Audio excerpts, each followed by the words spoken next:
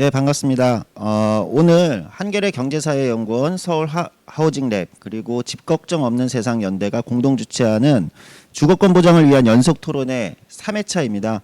오늘은 임대차 3법 강화와 계속 거주권을 주제로 오늘 토론회를 진행하도록 하겠습니다. 발제는 최은영 한국도시연구소 소장님께서 30분 동안 맡아주실 예정이고요. 토론자로는 최민아 LH토지주택연구원 수석연구원님께서 15분 동안 해주실 거고요. 그다음에 최창호 집 걱정 없는 세상 대표님께서도 15분 동안 토론을 해주신 다음에 자유토론 진행하도록 하겠습니다. 그러면 먼저 발제자 모시도록 하겠습니다. 최은영 한국도시연구소 소장님 모시고 발제 들어보도록 하겠습니다. 안녕하세요. 한국도시연구소의 최은영이라고 합니다. 이 그림에는 제 부적이 들어가 있는데요. 하얀 강아지가 가운데 보이시는지 모르겠는데 저희 집 강아지를 넣고 좀 마음의 안정을 찾아야 될 것 같은데 이 유튜브 방송이 항상 계속 이 코로나 때문에 이런 상황이 계속되고 있음에도 불구하고 적응이 안 되고 제가 최근에 이런 비대면 토론회 가서도 너무 당황했는데 좀 덜 당황하기 위해서 강아지를 심어놨습니다. 하여튼 제가 말씀드릴 첫 번째 내용은 계속되고 있는 부동산을 통한 경기 부양 그리고 이제 언론도 상당히 좀 문제다라는 인식을 제가 가지고 있는데요. 요새 주택 매매 건수와 관련해 가지고 우리가 흔히 보게 되는 기사 제목은 거래 절벽이라는 얘기입니다. 그래서 거래 절벽이니까 양도소득세를 낮춰야 된다라는 기사들이 굉장히 많이 쏟아지고 있는데 사실상은 알고 보면 지금 이 그래프에서 보시면 알겠지만 2020년 작년이죠. 2020년에는 전국의 매매 건수가 110만 건이라는 정말 한 번도 있지 않았던 그 매매 건수가 이루어졌거든요. 이것에 비해서는 올해 이제 좀 적어졌어요. 근데 작년에 비해서 적어졌다고 지금 매매 건수가 적은 게 문제는 아니라는 거죠. 거래 절벽이어서 양도소득세를 지금 가중하고 있는 거를 안 해야 된다. 오늘도 지금 대선 주자도 그런 얘기를 하더라고요. 그래서 이런 사실은 팩트와 관련된 부분이 좀 굉장히 약한 채로 기사들이 나오면서 주거권에 반대되는 방향으로 하는 것들이 너무 많지 않나라는 게 이제 제 문제 의식인데요. 하여튼 작년에 110만 건이다. 그래서 이거는 저는 굉장히 중요한 사인이라고 생각합니다. 사고 팔 사람, 많은 사람들이 작년에 사고 팔았다. 여기에서 정말 주택 실수요자들이 주목해야 될 점은 누구는 팔았다는 겁니다. 그러니까 누구는 샀지만 110만 명이 넘는 사람들이 이제는 팔 때구나 하고 팔았다라는 점을 굉장히 좀 유의해서 봐야 되는 상황인데 지금도 올해도 그래서 저는 올해 굉장히 줄었을 거라고 생각했는데 48만 건이거든요. 올해 상반기에. 그럼 이게 상반기 6개월 동안이니까 연간이면 96만 건인데 이러면 이것도 역대 최고 수준입니다. 이렇게 거래가 지금 활발하고 있는 상황이고 그다음에 요새 기사들 보면 불장이다 이런 말이 나오죠. 역대 최고의 불장이다라는 말이 나오는데 실거래가를 가지고 분석을 해보면 전국의 호당 주택 가격은 소폭 하락한 것으로 나오고 있거든요. 서울 아파트는 좀 상승했지만 그래서 이게 완전히 지역별로 주택 유형별로 상당히 다른 주택 시장이 벌어지고 있는데 보고 싶은 것만 보는 거죠 지금. 그래서 역대 정부의 주거 정책과 관련해서는 자세히 설명드리지는 않겠고 이 정리한 내용을 요약을 해서 말씀을 드리면 사실 보수 정부나 민주정부나 굉장히 비슷한 정책을 이리 갔다 저리 갔다 하고 있는 거라는 거예요. 예를 들면 재건축 초과이익 환수제 부담금을 했다가 안 했다. 이건 좀 큰 거지만 1주택자가 일시적인 2주택자인데 일시적으로 유예해주는 기간을 2년으로 했다가 1년 반으로 했다가 1년으로 했다 이런 정도의 굉장히 작은 범위에서 움직인다라는 그런 얘기를 좀 드리고 싶었고요. 이 되풀이되고 있는 언론의 역사와 관련해서는 참여정부 때 아마 종부세 논란 기억하실 겁니다. 이게 폭탄이다고 하고 엄청난 기사들이 쏟아졌는데 임대차 3법에 관련해 가지고 아마 세입자의 주거 문제라는 측면에서 보고 계시는 분들 보면 굉장히 좀 답답한 생각이 많이 들으셨을 것 같은데 유니스 의원 전 의원이 되었지만 스타로 만들어지고 언론에 의해서 그다음에 지금 모든 것들이 임대차 3법 때문에 전세가가 올랐다. 전세가가 올라서 집값도 오른다. 뭐 이런 얘기를 하고 있는데 이것이 사실인지에 관해서 조금 좀 더 살펴봐야 할 것 같습니다. 언론의 문제, 특히 이제 주거권과 관련해 가지고 호텔 거지라는 말이 언론에 의해서 나올 때 정말 아마 참담한 느낌을 가지신 분들이 많으실 거라고 생각이 되는데요. 이렇게 지금 호텔을 개조해서 청년들에게 공급하고 있는 공공임대주택의 모습인데요. 이런 것을 보면서 호텔 거지라고 호도하는 참 언론은 제가 2017년에 마치 요새 무속신앙이 굉장히 장안의 화제인데 저도 한번 예견을 해봤습니다. 어떻게 나올 건가. 문재인 정부 이후에 대해서 언론이 어떻게 나올 것인가를 좀 예견을 해봤고 문제는 저의 2017년의 예감은 불길한 예감이 늘 그렇듯이 딱 맞아 떨어지는 그런 상황이었는데요. 그러니까 언론은 계속 정부는 결국 정책 실패할 거고 부동산 가격은 오를 것이고 라는 말을 끝까지 했고 그리고 지금에 그렇고요. 평생 내 집을 마련하지 않고 사는 세입자들은 사실 LTVI나 DTI나 빚을 얼마를 내주든지 이런 게 별로 상관없는데 재건축 초과이익 환수제 상관이 없고요. 도시 및 주거환경 정비법 개정해가지고 예전에 재건축 재개발을 통해서 서울 같은 그 과밀 지역은 집을 한 채만 분양받을 수 있었거든요. 이걸 박근혜 정부 때 세 채까지 늘려놨는데 세 채를 분양을 받든 말든 이거 세입자들하고 아무 상관없는 것들이죠. 이런 것들이 굉장히 문제라고 하면서 이제 언론에서는 지금 호들갑을 떨고 있는 상황인데, 예, 그 주택 가격에 무엇이 가장 영향을 미쳤냐? 그러면 이제 문재인 정부가 주거 정책을 잘못한 부분도 분명히 있지만. 그 분석을 해보면 결정적인 요소는 저는 금리라고 판단하고 있습니다. 현재 금리가 그래서 이런 건 굉장히 잘못된 거죠. 주택 가격을 안정시키겠다고 대통령이 발표를 하고 그리고 바로 금리를 인하해 버렸어요. 이러면 굉장히 다른 사인인 거거든요. 이런 부분은 굉장히 잘못인데 그 분석을 제가 이제 최근에 해보면 금리가 너무 결정적인 영향을 미치더라. 작년 2020년에 5월에 우리 그 한국은행의 기준금리가 0.5%라는 역대 최저로 떨어졌는데요. 그때 이후로 전세값이 폭등합니다. 집값뿐 아니라 전세값도 폭등하는데, 그러니까 이런 모든 비난을 2020년 7월 도입된 그 임대차 3법이 다 그냥 몰매를 맞고 있는 거죠. 라는 저는 좀 그런 상황이라고 생각을 하는데요. 그러면 실제로 그랬느냐? 임대차 3법 개정과 실거래 가격 분석을 통해서 제가 좀 일단 팩트 체크를 좀 해보려고 하는데요. 이 임대차 3법 개정은 우선 이제 굉장히 짚고 넘어가야 할 것이 굉장히 역사적인 일이었다고 생각합니다. 1989년에 주택 임대차 보호법이 개정이 되면서 1년에서 2년으로 계약 기간이 늘어났고요.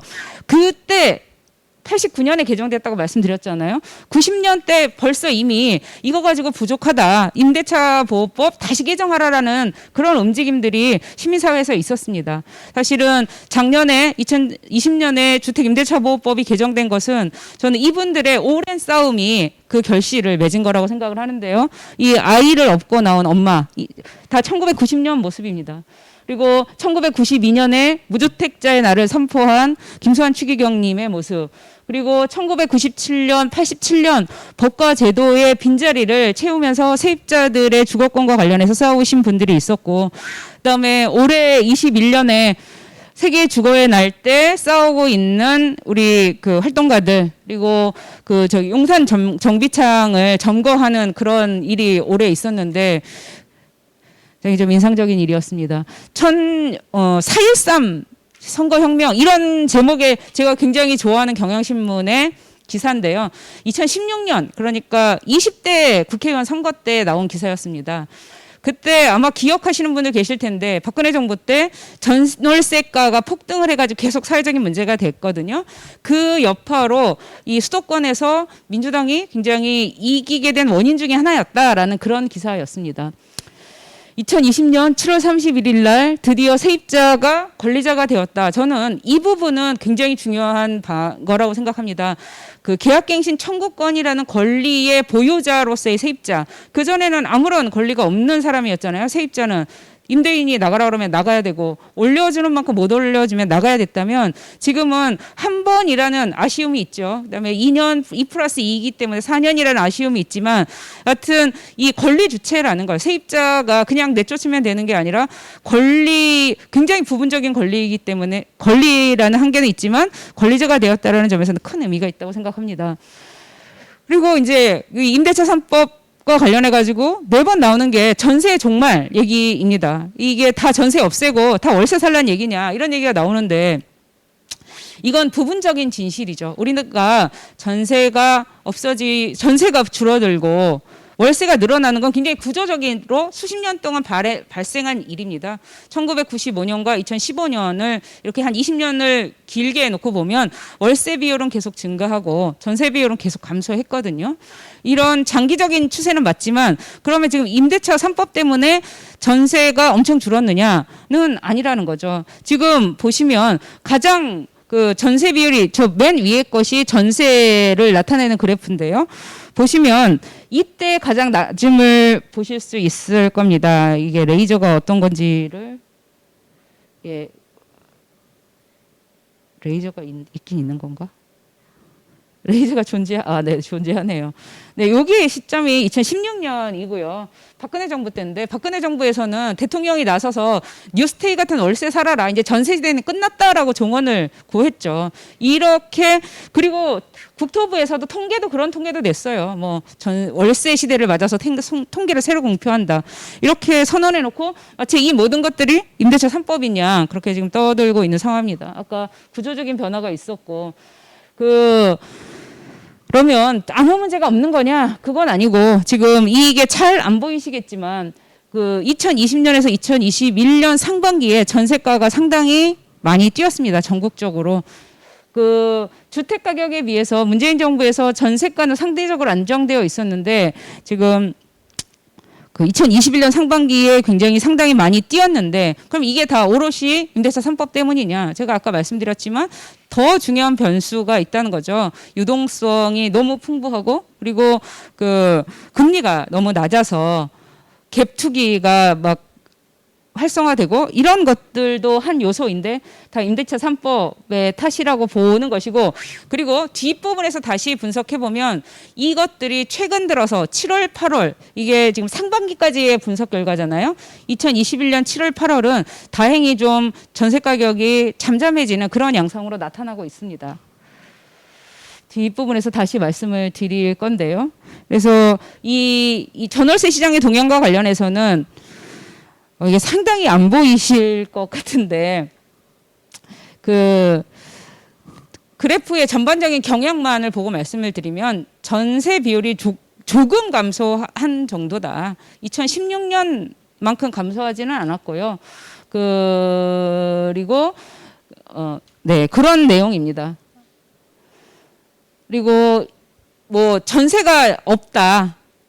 이게 전세를 찾는 한 분 한 분에게는 굉장히 어려운 문제이지만 그 전체 그림으로 봤을 때 전월세 건수가 줄어들었냐? 그렇지는 않았다. 그런 얘기고요.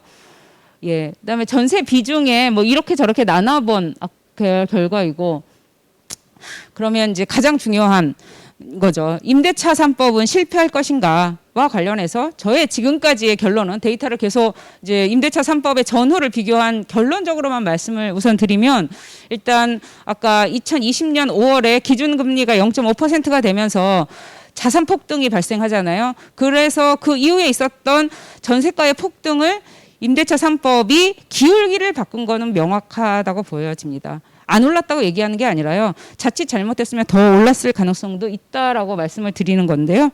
이게 지금 월별 분석입니다. 제가 아까 말씀드렸던 것처럼 월별로 이제 분석을 해본 거죠. 상반기 이렇게 한 게 아니라 주택 임대차 보호법 개정이 2020년 7월이니까 2020년부터 지금 8월까지 8월 자료는 약간 좀 불안정하긴 하지만 이걸 다 가지고 그려보면 그 꼭지점이 어디에서 나타나고 있냐면 이 한 5월, 6월 정도로 나타나고 있습니다. 제일 높아졌다가 이렇게 높아졌다 낮아지는 경향이 전국 아파트 전체적으로 이런 현상이 지금 관찰되고 있습니다. 뭐 그런 그래프이고요. 그러면 이제 해외의 민간 임대 시장 규제에 관해서 다음은 살펴보도록 하겠습니다. 다른 나라에서는 어떻게 하고 있는가와 관련해서 임대료 인상에 관해서는 저희 지금 굉장히 이슈가 되고 있는 것 중에 하나가 신규 임대차를 어떻게 가격을 규제할 것인가인데, 신규 임대차 계약에 대해서 임대료 인상률을 제한하는 나라보다는 이미 기존의 계약을 갱신할 때의 인상률을 제한하는 나라들이 훨씬 더 많습니다. 그렇다고 신규 임대차를 하는 나라가 없는 건 아니고, OECD 국가 중에서는 13개국 정도는 신규 임대차도 규제하고 있습니다. 그래서 사실 제가 드리고 싶은 말씀은 이런 해외 사례를 통해서 우리가 결정을 해야 된다는 거죠. 신규 임대차에 관해서 우리는 13개 나라에 포함될 건지 아니면 안 하는 나라에 포함될 건지, 그다음에 계속 거주권과 관련해서도 국가별로 상당히 다른 유형을 가지고 있는 나라들이 있습니다. 독일이나 일본 같은 나라는 계약의 기한이 정함이 없습니다. 특별하게 세입자가 잘못하지 않으면 임대료를 계속 체납한다든가 이렇지 않으면 세입자를 쫓아내지 못하는 그런 나라들, 이게 첫 번째 유형의 나라들입니다. 계약을 준수하는 한 계속 거주할 수 있는 나라들이 있고, 그리고 계약 기간이 종료된 이후에는 거주할 수 있는 권한이 제한적인 나라들이 있고, 그리고 계약 기간이 끝날 경우 주거 안정성이 매우 낮은 미국이나 영국과 같은 나라들이 있습니다. 여튼 우리나라는 어디에 이제 속해야 할 것인가에 관해서 사회적인 논쟁을 계속 해야 될 때라고 생각을 하고요. 임대료 규제에 관한 것들은 나라마다 굉장히 좀 다르게 진행된다. 유럽 같은 국가들은 이런 거죠. 뒤에 이제 제가 임대료 주택의 품질 얘기를 많이 드릴 텐데, 임대료 주택 품질이 너무 열악하면 시장 가격만큼 못 받아요. 원래 50만 원 받아야 되면 이건 80%만 받아, 40만 원 받아요. 그러니까 굉장히 다양한 정책들이 만들어지고 있는데 우리는 상대적으로 그런 것들이 좀 매우 부족합니다.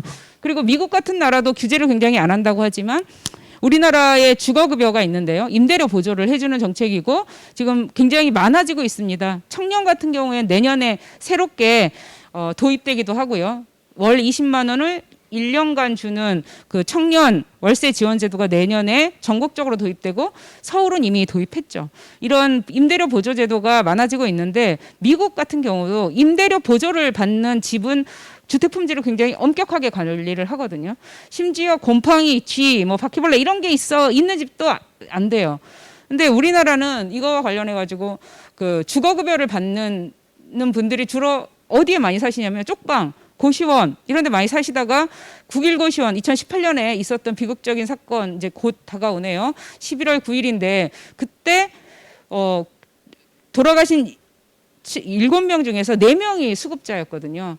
이런 상황들이 벌어지고 있다는 거죠. 그러니까 주거 품질 규제, 저는 사실은 이제 임대 기간, 그다음에 임대료의 인상 이런 것에 대한 규제도 굉장히 중요하고 우리가 어떻게 가야 할 것인지를 논의해야 되는 단계라면 이 주거 품질에 대한 규제는 지금 거의 없잖아요. 우리 지금 임대차 보호법에 관련해서 전혀 없는 영역인데 사실 굉장히 삶을 힘들게 하죠. 예를 들면 수도가 고장나고 보일러가 터졌는데 임대인이 안 고쳐줘요. 이 문제를 어떻게 할 것인가. 이런 것들에 관한 규제. 더더군다나 심지어는 불법 주택에 대한 규제도 안 되고 있는 상황이거든요. 그래서 주택 품질에 대한 규제도 함께 논의되어야 하겠다. 그래서 지금 주택임대차 보호법과 관련해 가지고 이 영역이 전혀 없는 것. 주택 품질에 관한, 그러니까 아까 말씀드렸던 것처럼 주거급여를 받는데도 고시원에 살다가 불이 나서 돌아가시고 이런 상황이 벌어지지 않도록 하는 주거 품질에 대한 규제가 상당히 중요하다고 생각합니다. 이 OECD 보고서, 2021년 보고서, 가장 최근의 보고서를 이제 저희가 번역을 연구소에서 하고 곧 공개할 예정인데요. 그것들을 좀 정리한 결과인데, 임대료 규제는 어떻게 하나 다른 나라에서, 그다음에 임대차 기간 같은 거, 그다음에 어떤 경우에 나가라고 할 수 있는지, 그다음에 그리고 임대차 계약의 특성 이런 부분들에 대해서 보고서를 저희가 번역을 해서 곧 공개할 예정입니다. 그것들을 요약을 한 것인데요. 그러니까 민간 임대에 대한 규제는 크게 세 부분이라고 보시면 됩니다. 아까 우리나라 지금 작년에 통과된 주택임대차 3법과 같이 기간이 얼마냐, 그다음에 임대료의 인상을 어떻게 할 것이냐, 그리고 하나의 영역이 주택 품질에 관한 것입니다. 그래서 임대료 규제는 아까 이제 말씀드렸던 것처럼 최초 임대료 규제를 하는 나라는 OECD 기준으로 40개 국가 중에서 13개 국가다. 그리고 이 13개 국가 중에서 모든 주택을 최초 임대료를 규제하는 나라는 노르웨이와 터키로 굉장히 좀 예외 제한적이고 이제 많은 나라들은 일부 주택에 대해서는 최초 임대료를 규제하고 있었습니다. 예, 뭐 어떤 나라들이 하고 어떤 나라들이 안 하고를 이제 표로 제시하고 있는 거고요.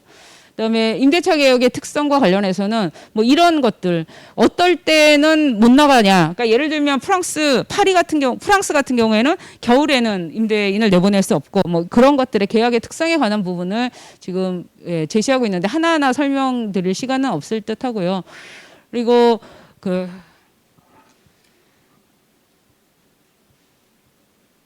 그다음에 이제 계약을 해지할 수 있는 사유. 우리나라 이 주택임대차보호법과 관련해 가지고 굉장히 지금 논쟁적인 이슈 아닙니까? 그 임대인이 본인이 들어와서 산다고 할 때 갱신권을 거절할 수 있잖아요, 임대인이. 근데 이것과 관련해서도 국가별로 상당히 다른 모델들이 많다는 거죠. 우리나라처럼 임대인이 들어와서 산다고 할 때는 가능하다 하는 나라도 있고 그렇지 않은 나라들도 있고. 예. 그러면 집을 팔 때는 어떻게 하냐? 이것도 국가들마다 좀 다른 상황입니다. 그리고 주택 품질에 대한 규제는 오히려 지금 앞서 말씀드린 것들보다 훨씬 더 보편적으로 이루어지고 있는 건데요. 40개 국가 중에서 26개국은 임대주택에 대해서 최소한의 품질을 규제를 하고 있다. 뭐 이런 주택 임대의 품질에 대한 규제에 관련된 내용입니다. 그리고 코로나19 팬데믹과 관련해서 외국은 이 주택 임차인의 보호를 매우 적극적인 정책을 많이 폈거든요. 예를 들면 임대료를 내지 않아도 못 쫓아낸다. 뭐 이런 조치가 있었는데 우리는 생각해 보면 이런 것과 관련된 게 거의 없었죠. 뭐 없었다고 봐도 과언이 아닐 정도로 뭐 LH의 공공임대주택에서 정도만 임대료를 못 내도 쫓아내지 않고 그 대부분의 분들이 민간 임대차 시장에서 사시는데 이분들에 대한 보호 조치가 전혀 없었다라는 거는 매우 큰 문제라는 생각이 듭니다. 그 외국의 팬데믹과 관련된 주택 임대차 그 임차인에 대한 정책을 보면서 우리가 굉장히 좀 상상력이 부족하구나라는 생각이 많이 들었습니다. 이걸 보면서 여기는 이제 법원에서 아예 대부분은 그러니까 굉장히 많은 나라들은 임차인을 내보내기 위해서는 그 법원에 가서 이제 판결로서 내보내야 되는데 아예 그런 걸 이제 못하게 하는 거죠. 한 6개월 정도는 아예 그 재판조차 못 열리게 한 게 외국의 사례에 상당히 많이 있는데 우리는 어떤 보호 조치가 있었을까라는 뭐 없는 거를 우리 모두가 알고 있는 그런 상황이고요. 그래서 굉장히 다양한 조치들이 있었다. 상상을 좀 초월하는 조치들이 우리의 상상력을 초월하는 조치들이 있었고요. 이런 세입자의 계속 거주권과 관련해 가지고 저희가 주의 깊게 봐야 될 게 쪽방촌의 정비 사업이라고 합니다. 정비 사업이라고 생각합니다. 지금 그 영등포 쪽방촌에서 2020년 1월 20일 날 발표했죠. 용산 참사가 있었던 날이기 때문에 제가 날짜를 정확하게 기억할 수 있는데요. 용산 참사가 있었던 11주기 만에 발표된 영등포 쪽방촌 개발에서는 쪽방 주민이 내쫓기지 않고 공공임대주택을 통해서 계속 살 수 있는 그런 권리를 부여했거든요. 그리고 이런 모델이 대전, 대구, 그다음에 서울의 동자동에까지 지금 전국에 10개의 쪽방촌이 있는데 그런 계획이 발표되어 있는데요. 걱정입니다. 이게 얼마나 잘 진행되는가가 사실 우리나라의 재산권과 주거권의 싸움에서 굉장히 중요한 기로에 서 있는 부분이라고 저는 생각을 하는데요. 과거에는 철거민들은 그냥 내쫓겨야 되는 사람들이었습니다. 이렇게 난고, 도화동, 마포, 그다음에 사당동 이렇게 살던 사람들의 모습이 그냥 다 내쫓고 저렇게 맨 마지막 사진 보시면 평평한 땅으로 만들고 저 사진에 저 플래카드 잘 안 보이시겠지만 가난한 사람은 가난한 채로 좀 살게 내비둬라 이런 내용의 글이 써여져 있거든요. 근데 우리는 이런 개발의 역사였습니다. 그러니까 세입자의 권리가 강하지 않다라는 점에서 이런 것들이 같이 괴를 하고 있다고 보여지는데요. 그래서 1980년대 말에 세입자들 저런 철거민들이 어떤 분양주택을 달라는 요구가 아니라 영원히 살 수 있는 공공임대주택을 달라는 투쟁을 사당동 80년대 말에 벌였고 이것이 지금 현재 있는 장기 공공임대주택이 이제 110만 호가 넘어가고 있는데 그것으로 이어진 거죠. 그래서 계속 지금 제가 말씀드린 맥락 중에 하나는 싸워서 얻은 것들입니다. 공공임대주택도 그렇고 그다음에 임대차 보호법의 개정도 그렇고요. 이 영등포 쪽방촌 개발이 발표되었지만 굉장히 많은 과제들이 남아 있습니다. 지금 아마 동자동 가면 그 재산권에 관련 프로카드들만 엄청 붙어 있거든요. 그래서 사실은 저뿐 아니라 굉장히 많은 분들이 관심을 가지시고 동자동 쪽방촌, 그다음에 영등포 쪽방촌의 사업이 어떻게 진행되는지 세입자의 계속 거주권과 관련해서 굉장히 중요한 그 기로라고 생각을 하고요. 그럼 남은 과제들이 뭐냐와 관련해서 저는 우리나라는 신규 계약에 대한 임대료 규제를 해야 된다고 생각합니다. 나라마다 상황이 다르겠죠. 그 OECD의 대부분의 국가가 신규 임대차를 규제하고 있지 않지만 우리는 집으로 인한 고통이 너무 큰 나라입니다. 소득에 비해서 주택 가격은 너무 높고 한 상황에서 우리나라는 신규 계약의 임대료를 규제를 해야 된다고 생각을 하고 이게 21대 민주당의 총선 공약이었습니다. 공약을 이행하라는 점 그리고 지금 이렇게 전세하고 매매가, 주택 가격이 연동되어 있거든요. 이런 거잖아요. 전세 가격 뛰고 매매가 뛰고 다시 전세가 뛰고 매매가 뛰고 이걸 풀기 위해서라도 이 악순환을 끝내기 위해서라도 그 신규 임대차의 전세 가격을 규제할 필요가 매우 강하다고 생각을 합니다. 그리고 그다음에 지금 주택 임대차 행정 강화가 매우 필요하다고 생각을 하는데요. 아까 말씀드렸던 것처럼 주거급여 제가 계속 말씀드렸잖아요. 주거급여를 받는 사람이 임대료 인상률이 5% 이하로 제어되는지 국가가 봐야 될 거 아닙니까? 그냥 내비두는 게 아니라 지금 100만 가구가 넘게가 주거급여를 받고 있는데요. 그 어떤 일이 벌어지냐면 주거급여를 인상을 하면 그냥 쪽방촌에서도 임대료를 바로 인상하는 거예요. 굉장히 좀 기가 막혔던 것 중에 하나가 저희가 동자동 쪽방촌을 2019년 겨울에 조사를 했는데 평균 임대료가 23만 3천 원이더라고요. 근데 그게 어떤 가격이냐면 당시에 주거급여를 통해서 받을 수 있는 최대 가격이 23만 3천 원이었습니다. 이게 소수점까지 그 똑같은 걸 보면서 약간 좀 소름이 돋았는데요. 그럴 정도로 임대료 규제가 되지 않으면 그 임대료비를 지원을 해도 임대인의 주머니로 그대로 들어가는 거지 않습니까? 그래서 주거급여가 를 받는 분들의 계약에서 5%만 인상이 되는지를 국가가 반드시 봐야 한다고 생각합니다. 이런 등의 임대차 행정.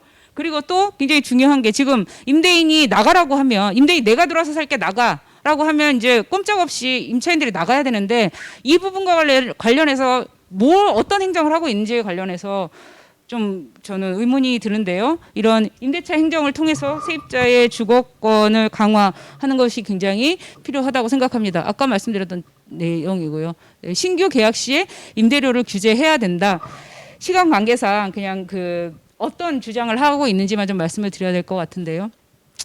그리고 우리 2017년에 파리 대책이 발표되었고 2017년 12월에 그 임대 등록제에 대한 굉장히 혜택을 주는 방안이 12월 13일 날 발표되었거든요. 12월 16일 날 발표가 되었는데 이게 사실은 주택 임대차 보호법 개정이 안 된 상태에서 계약갱신 청구권과 임대료 인상률을 제어할 수 있는 수단이 없었기 때문에 그런 방식을 택했던 거거든요. 등록할 때 매우 혜택을 주는 방식으로 마치 그 전월세 상한제와 인상률 상한제가 도입된 효과를 한다라는 게 그때 당시의 정부 발표였습니다.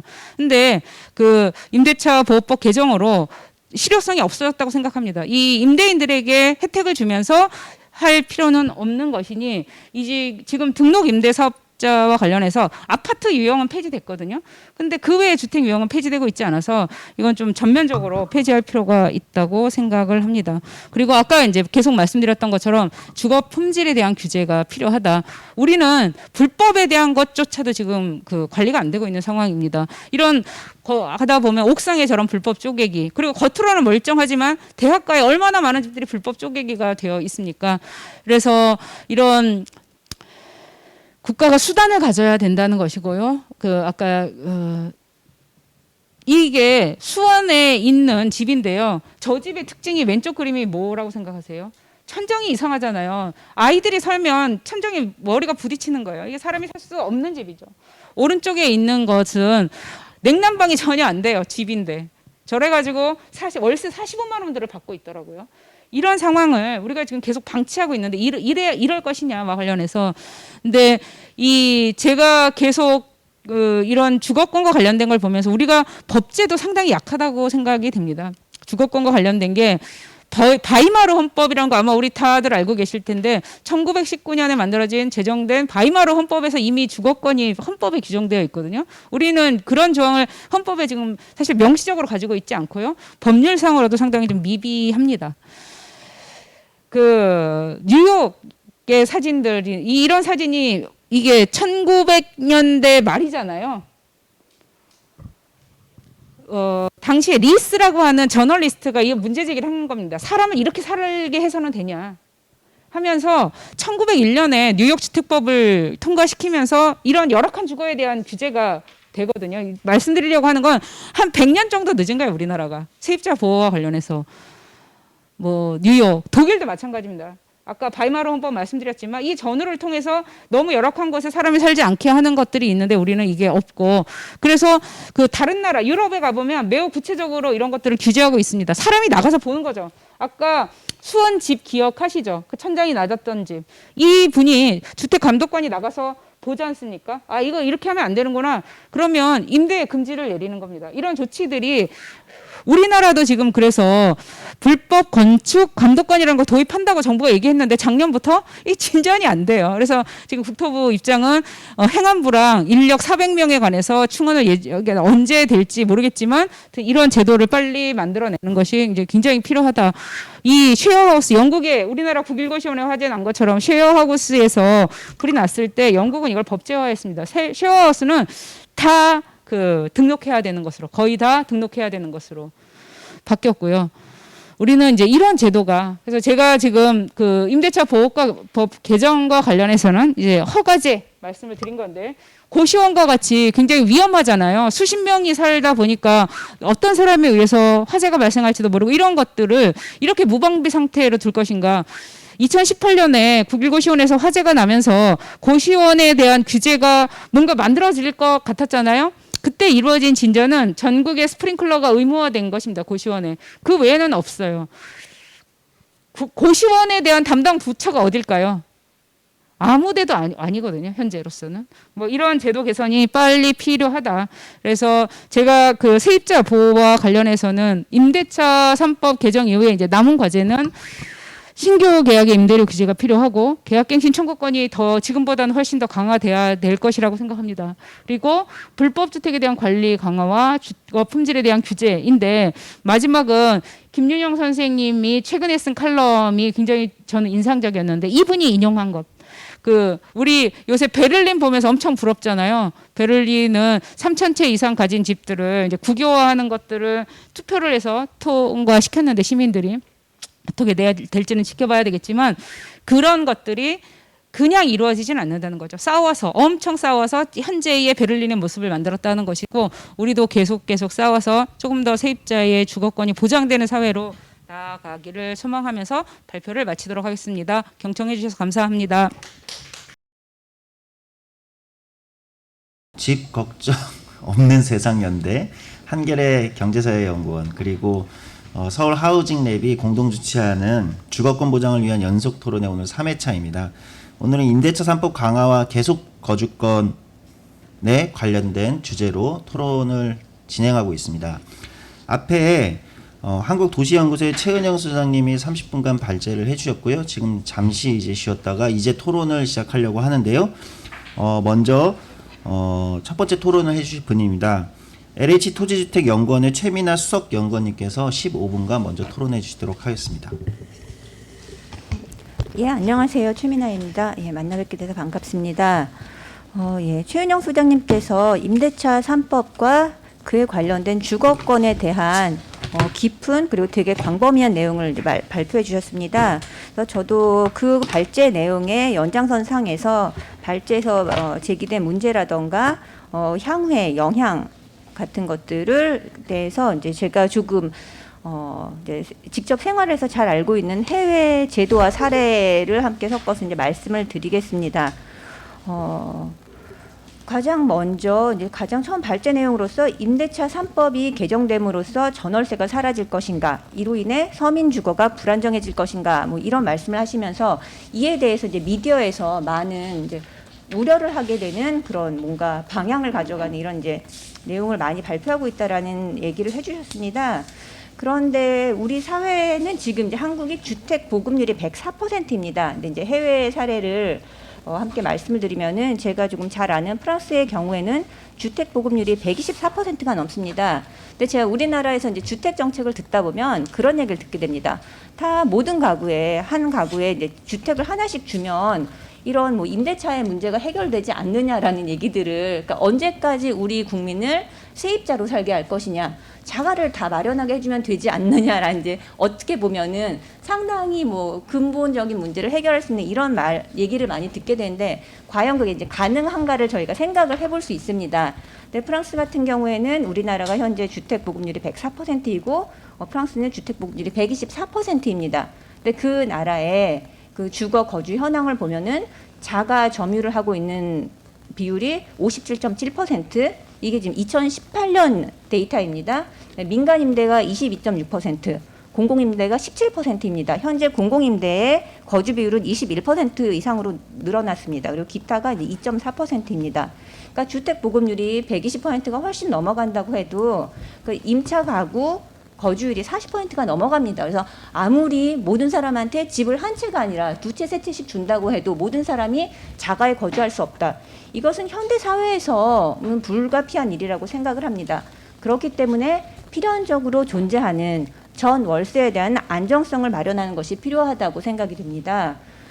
그리고 이제 그 임대차 3법에 대해서 이제 초기에 이렇게 막 이제 약간의 이제 공포 분위기가 조성이 됐었습니다. 미디어에서 이렇게 되면은 이제 전세가 다 사라질 것이다, 뭐 월세는 엄청 폭등을 할 것이다라고 얘기를 했지만 그 도입 부분에 아주 잠시적으로 일시적인 문제가 나타날 수는 있습니다. 하지만 이거는 우리나라 같은 경제 수준에서는 아주 이전부터 기존부터 마련되어야 했을 제도이고 지금 도입되는 것도 매우 늦다고 생각을 합니다. 그리고 이를 통해서 주택 임차 시장의 안정성이 높아질 것은 뭐 너무 명백하다고 생각이 듭니다. 그리고 이제 우리나라 같은 경우에는 해외에 비해서 매우 짧은 주택 계약 기간을 가지고 있었고 임대료 상한이 미실행됨으로써 임차 시장이 해를 거듭할 수 과열될 수밖에 없는 그런 조건을 가지고 있었습니다. 그리고 임대인들은 이런 생각을 갖고 있더라고요. 이제 제가 사람들을 만나보니 내 집값을 내 맘대로 받겠는데 정부가 무슨 권리로, 자본주의에서 이런 일이 어찌 가능한가라는 생각들을 하고 있는데, 이는 약간 우리 사회 문화가 그만큼 성숙하지 않은 게 아닌가. 사실 한 사회에서는 교통비, 뭐 석유값, 뭐 모든 물가, 우유값에 대해서 다들 통제를 하고 있습니다. 기본 인프라에 대해서는 모든 가격을 통제를 하는 게 그 사회의 안정을 위해서 기본적으로 필요한 방향임에도 불구하고 저희가 주택을 인프라라고 생각을 하면은 너무 당연하게 규제를 하는 것이 정당하지 않나라는 생각을 합니다. 그리고 이제 이렇게 이제 전월세 이제 3법이 그 임차 3법이 임대차 3법이 적용이 되면은 임대인이 주택 임차를 기피할 것이다라는 기사들을 제가 많이 읽었습니다. 근데 실제 저희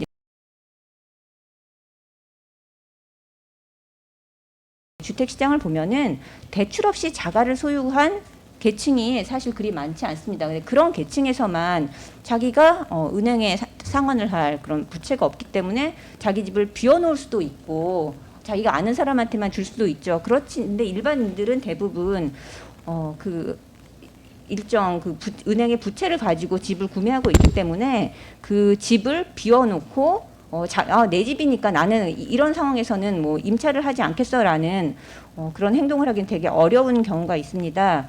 그리고 이제 이러한 행동이 과연 가능한 것인가를 놓고 볼 때 프랑스 같은 경우에는 이제 주택은 공공재라는 그 개념과 제도가 매우 명확합니다. 그렇기 때문에 개인이 소유한 주택을 비워놓고 임차하지 않는 것들은 법적으로 금지가 되고 있습니다.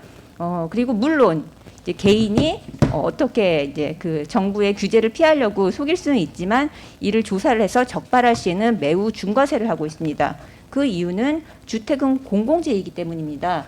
그렇기 때문에 임차권 강화를 위해서 우리나라에서도 이와 같은 제도를 어느 정도 벤치마킹하고 도입하는 것들을 고려해 볼 수 있지 않나 생각이 듭니다. 그리고 이제 임대차 3법을 보면 이제 커다란 방향은 이제 좋은 방향으로 진행되고 있지만 사실 제가 지난주 월요일에 이사를 했습니다. 제가 이사를 할 때마다 항상 임차인으로서 임대인과 이제 분쟁을 겪게 되는데요. 이런 일들이 생기더라고요. 그러니까 이게 이제 서로 이제 입장이 다르다 보니까 일어나는 상황인데 임대인이 무리가 크게 뭐 집에 문제가 없는데 이제 뭐 나는 이 부분에 대해서 이제 금액을 다 돌려줄 수 없다. 이 부분에 대해서 뭐 일정 금액을 뭐 배상을 해라. 뭐 이런 이제 요구를 하는 경우를 보게 되더라고요. 그리고 또 하나 이제 제가 또 이사를 해야 되는데 전월세 신고제를 기피하기 위해서 전세 퇴거를 못 해주겠다. 계약 기간 2년 무조건 다 채우고 나가라. 뭐 이런 상황들도 겪었어요. 그러다 보니까 임차인이 그러니까 계약 기간을 연장하는 것도 필요하지만 퇴거를 해야 될 상황일 때 임차인의 권리를 행사할 수 있는 이런 조항도 되게 필요하지 않나라는 생각이 들었습니다. 그래서 제가 그 임대차 보호법을 제가 시행령까지 다 찾아봤습니다.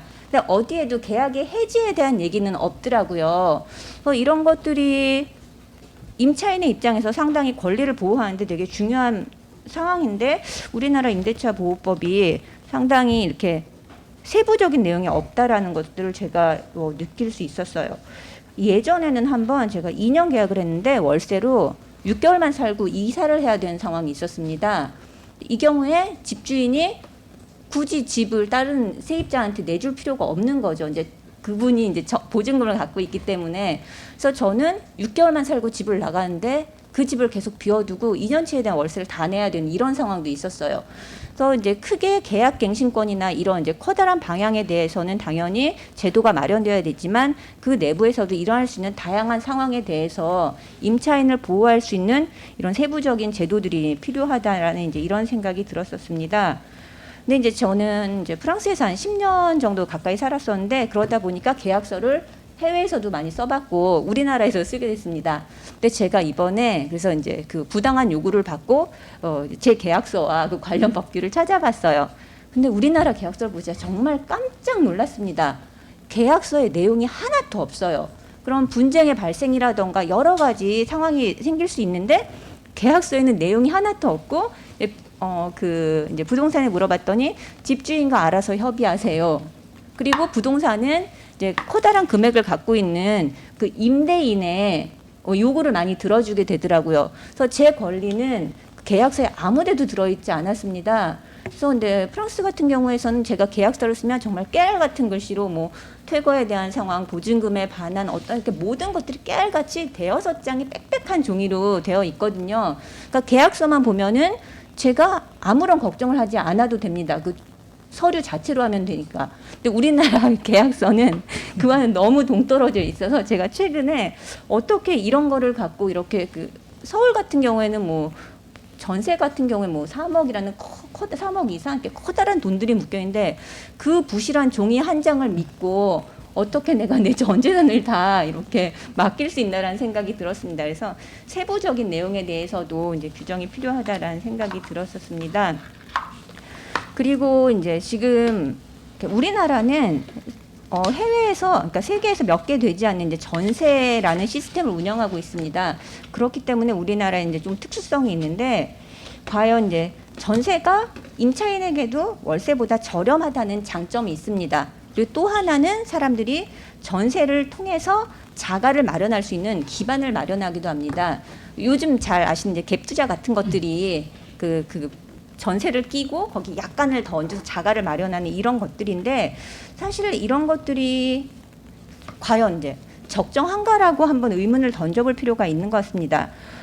이제 제가 이제 영국 친구가 파리에서 집을 찾는 거를 임차랑을 한번 도와준 경우가 있어요. 근데 이제 프랑스 같은 경우도 이제 보증금이나 보증인을 요구하는데 그 보증금에 대해서 얘기를 하면서 그 사람이 그러더라고요. 이 보증금을 집주인이 나를 돌려준다는 걸 어떻게 담보하느냐, 소송에까지 가지 않고. 그러면서 영국은 보증금을 은행의 별도 구좌에다 이제 예치를 하게 된대요. 그러면은 그 집주인은 그 보증금이지만 자기가 그 돈에 전혀 손을 댈 수 없습니다. 그렇기 때문에 우리나라 같은 이제 깡통 전세나 뭐 이런 사고가 발생을 하지 않는 거죠.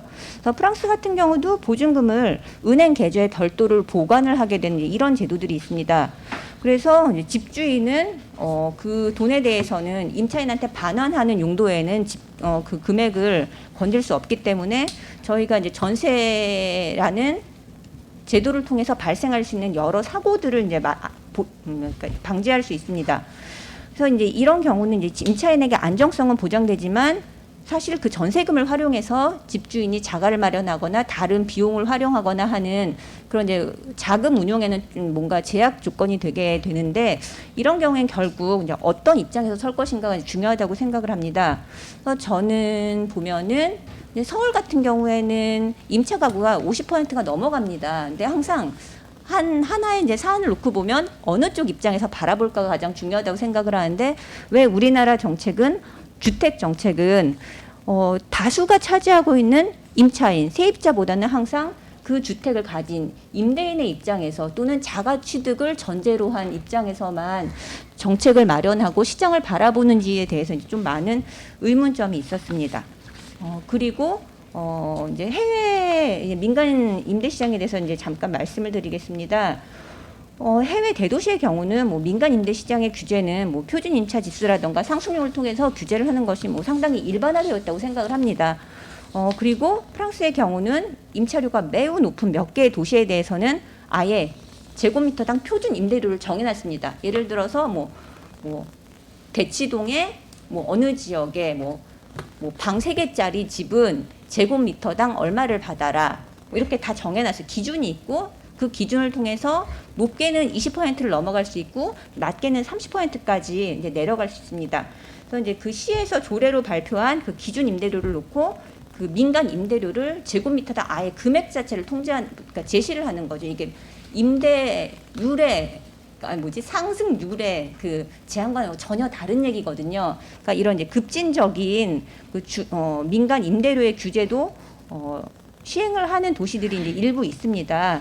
그래서 이런 것들은 이제 시에서 일방적으로 정하는 것들은 아니고 파리를 80개 구역으로 구분해서 각각 이제 시장 임대료를 조사를 한 후 그 임대료를 기준으로 해서 이제 그 기준 임대료를 만들게 되고요.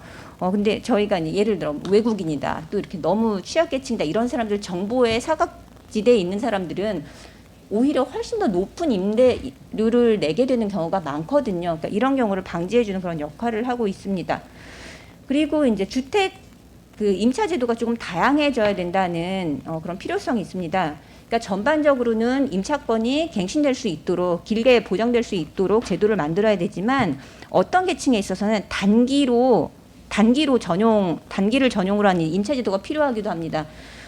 예를 들어서 이제 프랑스는 이제 최근에 아까 말씀해 주신 거 엘랑법이에요. 엘랑법이 만들어지면서 아예 보증금이 없는 그런 월세 제도를 만들었어요. 그러니까 학생들이라던가 젊은 직장인들은 이동이 많고 이 사람들은 보증금을 만들기도 어렵거든요. 이런 사람들한테는 대신 집은 갱신이 되지 않습니다. 제가 알기로는 한 10달 정도였는데 그런 갱신이 되지 않고 대신 보증금이 없는 초단기간 월세 제도를 만들어서 수요층의 다양한 상황을 반영해 줄 수 있는 이런 제도들도 만들고 있습니다. 그리고 이제 다음으로 이제 세입자의 계속 거주권에 대해서 이제 말씀을 드리겠습니다. 이제 주거권이라고 말씀을 드릴 수 있겠는데요. 프랑스에서는 이제 2007년에 주거 대항권이 만들어졌습니다. 뭐 달로법이라고 다들 많이 아실 것 같습니다. 이는 그러니까 그 한 사회에 거주하는 구성원으로서 국가는 나에게 적정한 주거를 공급해야 될 의무가 있다.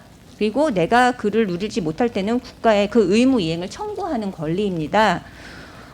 그래서 이를 위해서는 이제 그 달로법에 그 달로법 해당자가 명시가 되어 있고 이 사람들에 대해서는 주택 공급이 1순위로 시행되게 됩니다.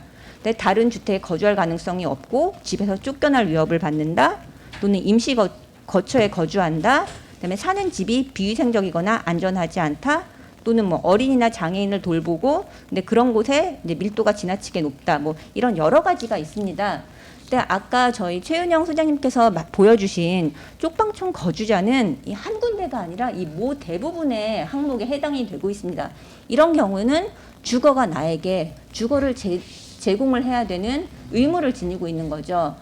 이런 이제 주거권에 대해서도 이제 세부적인 기준 마련이 필요하지 않나라고 이제 생각을 합니다. 그리고 이제 프랑스는 일반 공적 주택은 지자체를 중심으로 공급하고 관리 운영합니다. 하지만 조금 전에 말씀드린 단로법이나 취약계층에 대해서는 중앙 정부가 직접적으로 시설을 공급하고 주거 정책을 마련합니다. 그러니까 이들은 주거 정책의 가장 최우선 대상이 되게 되는 거죠. 그리고 이들에 대해서는 단순한 이제 숙소가 아닌 자활로 연계되는 이런 노력들을 하고 있습니다. 네, 프랑스에서 이제 우선 집부터라는 정책이 지금 이제 마크롱 정부가 출범하면서 주거 정책에서 가장 우선적으로 내거는 슬로건인데 이런 것들이 취약계층에 대한 주거 정책을 마련하는데 쓰이고 있습니다.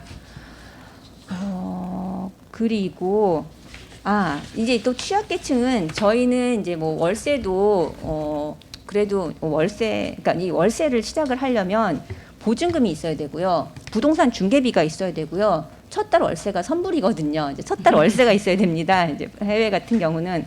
근데 이 기본적인 것들이 마련이 되지 못하면은 자기의 주거를 마련할 수가 없는 거예요. 그럼 이 사람들은 계속 임시 거처를 떠도는, 그래서 사회생활을 시작할 수 없는 이런 어려움이 있기 때문에 이런 부분을 지원해주는 내용들도 정책으로 마련돼 있어서 저희 취약계층의 주거 정책에는 이런 내용도 들어가야 되지 않나라고 생각이 됩니다. 그리고 이제 마지막으로 적정 주거 기준에 대해서 말씀을 드리겠습니다.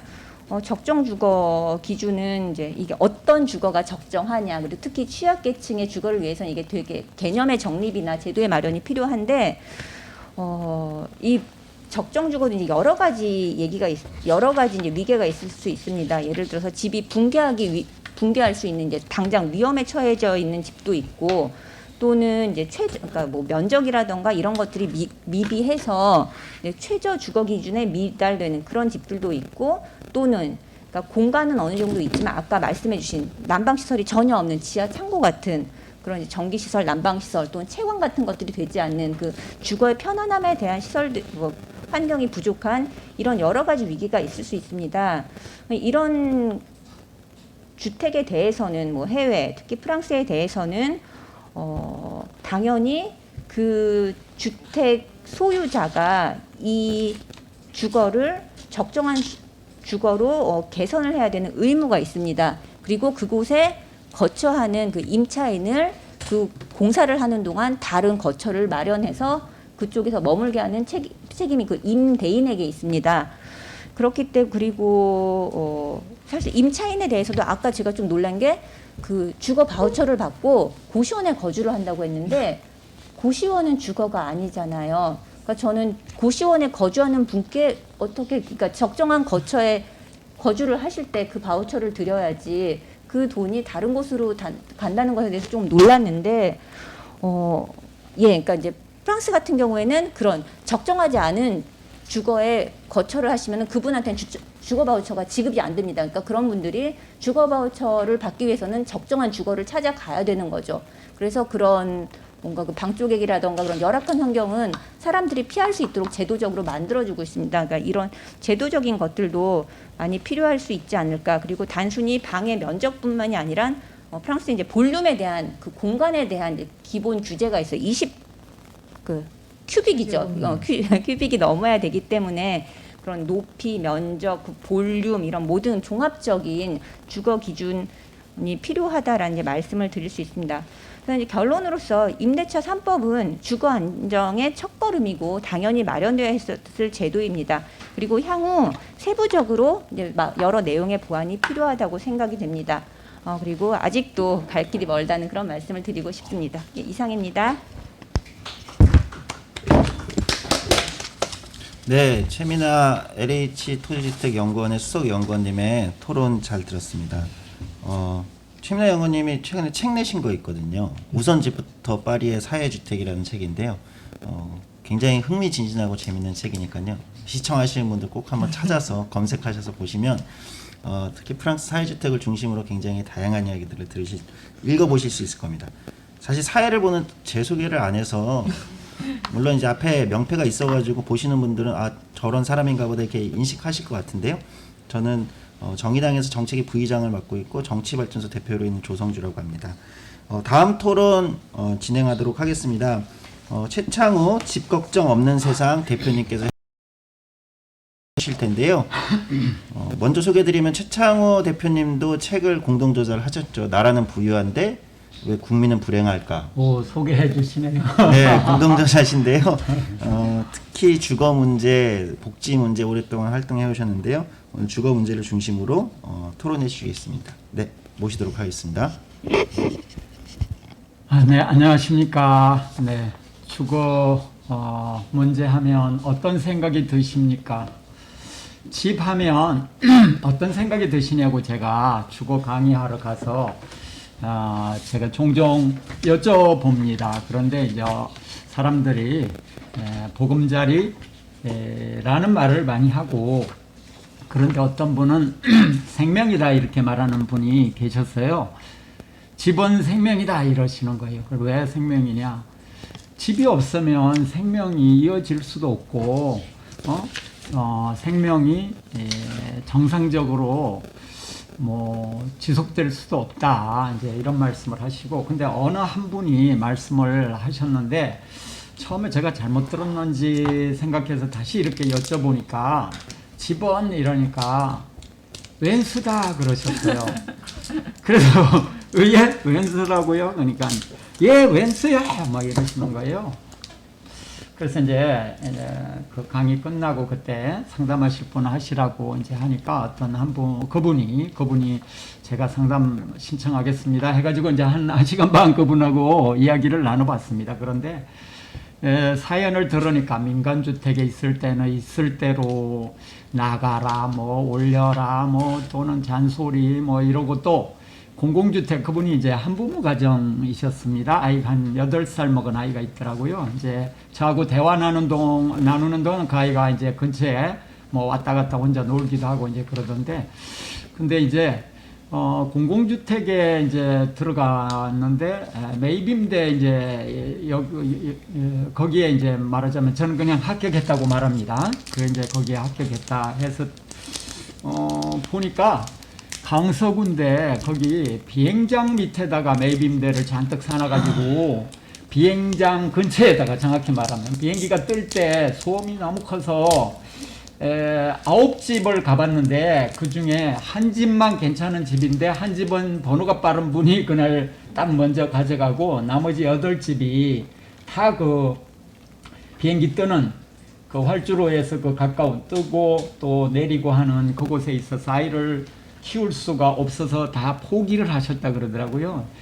이제 이런 말씀을 드리는 거는, 공공주택이 우리가 뭐 지금 뭐 100만 호 또는 110만 호, 정부 말로 160만 호 막 이러는데, 제가 이제 뭐 가보거나 듣거나 이제 이런 경우 보면 일단 전반적으로 엄청나게 좁은 집일 뿐만 아니라 집 상태가 뭐 말도 못하게 안 좋은 경우가 많아요. 그래서 그것을 적정 주거 기준으로 다시 전수조사에서 만약에 파악한다면, 우리가 흔히 말하는 유럽의 그 공공주택이라고 하는 주택, 이 기준으로 따지면 지금 현재 한국의 공공주택의 3분의 2는 그 기준에 미달한다, 저는 그런 생각이 들어요.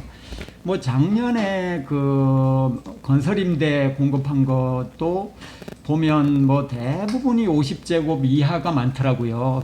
그러니까 이 좁은 집을 공급을 해놓고는 여기 와서 살아라 이러니까 사람들이 이제 뭐 우리가 뭐 거지냐 막 이런 얘기를 이제 하게 되고, 그렇게 폄하하는 거 옳지 않지만요.